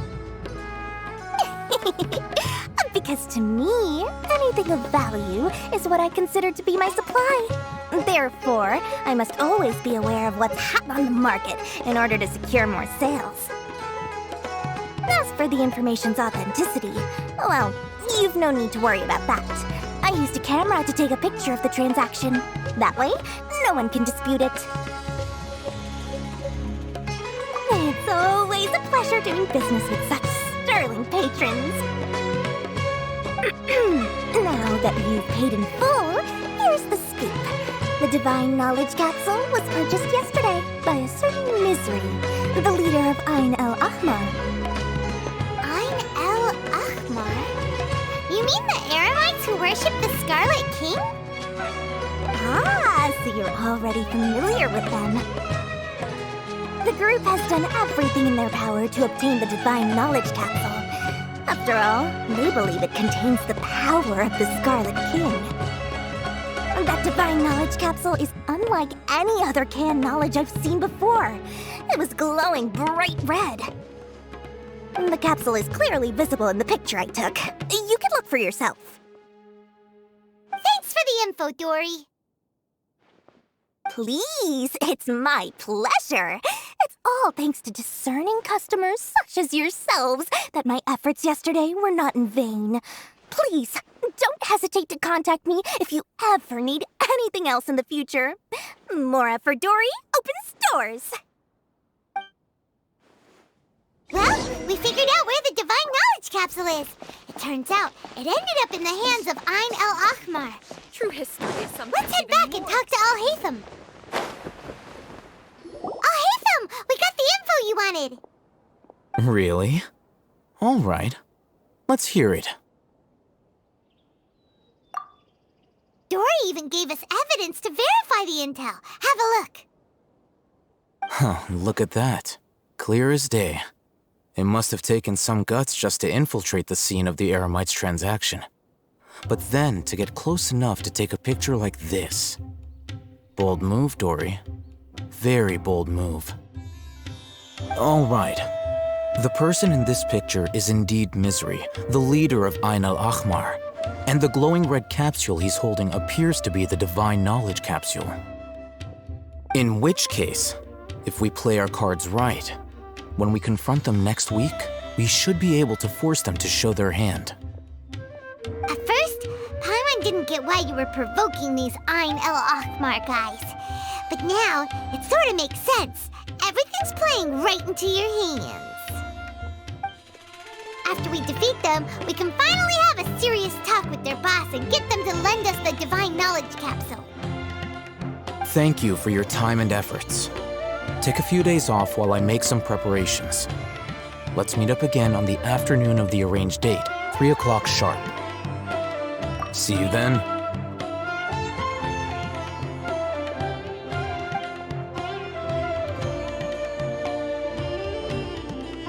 Al-Haytham sure is taking his time.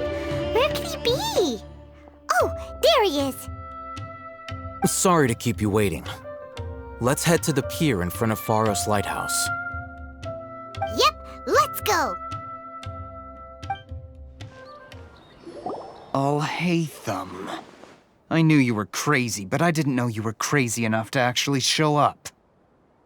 It was I who demanded that these negotiations take place. I was more worried that you might go back on your promise. But to your credit, it appears that you're sticking to your word. This is turning into quite an occasion. I also brought some backup. I assume you don't mind. Backup? Aren't you the brat from the restaurant the other day? You've come to support this lunatic because he helped you out? Fine, your funeral. I'm not going to mince my words. Once we're done with you, you'll be nothing more than fish food. Get 'em, boys!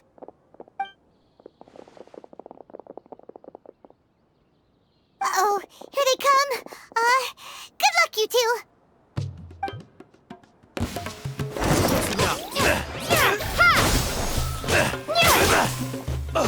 Where do you think you're going?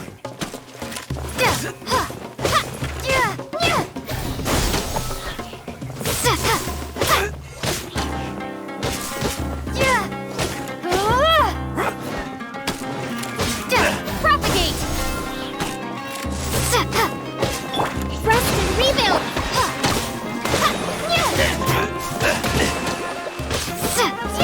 Scatter!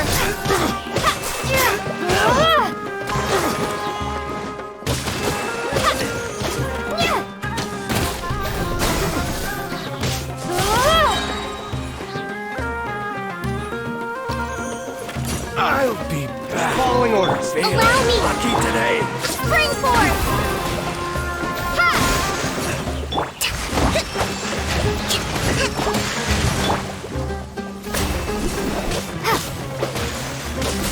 Scatter!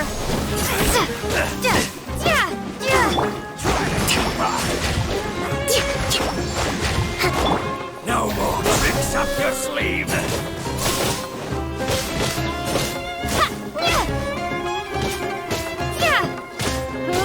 Propagate!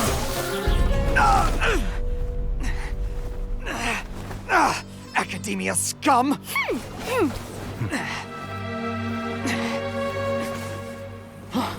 Boss! Finally! Did you use it? Great! Now we can...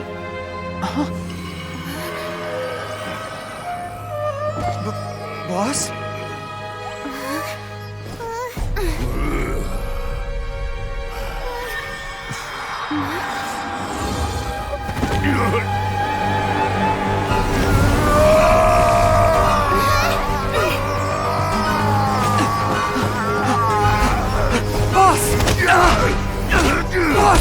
What's wrong? What happened to him? We have to cut his Akasha connection, now.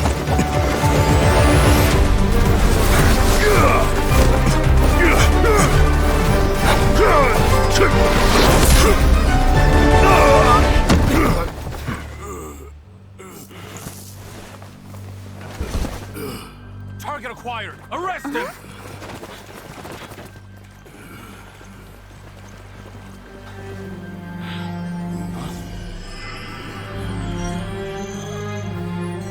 Do not impede our work. Is that understood, Al-ahmar? Of course.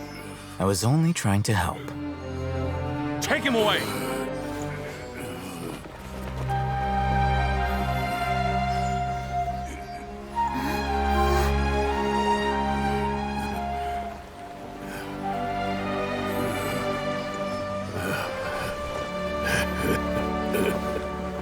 World, forget me.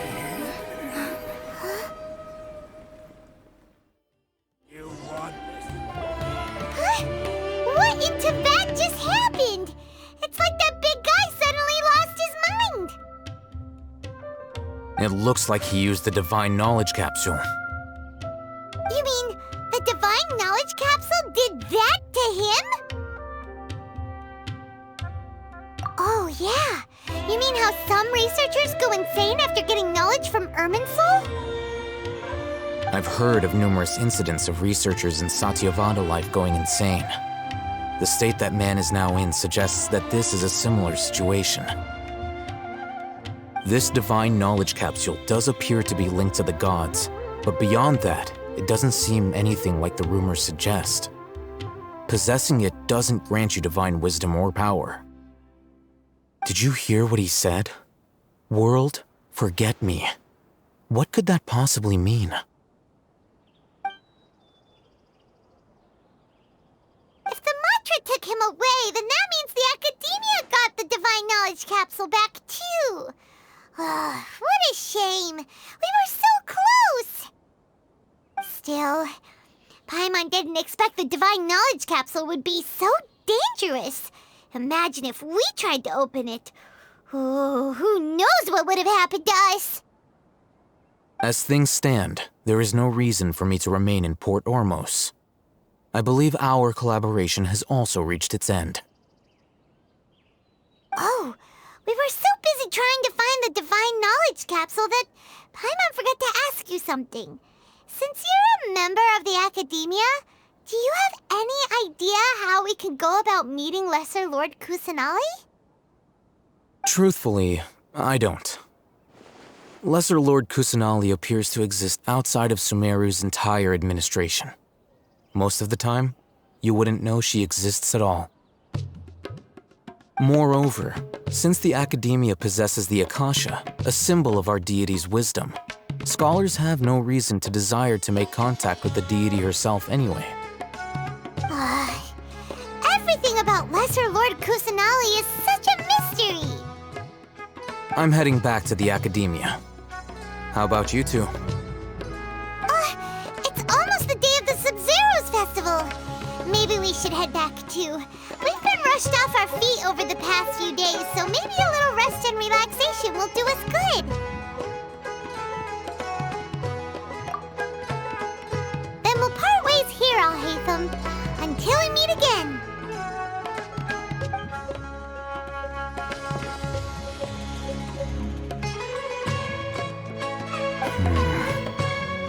Now, do I deal with this thing first? Or should I produce the report that the higher-ups require?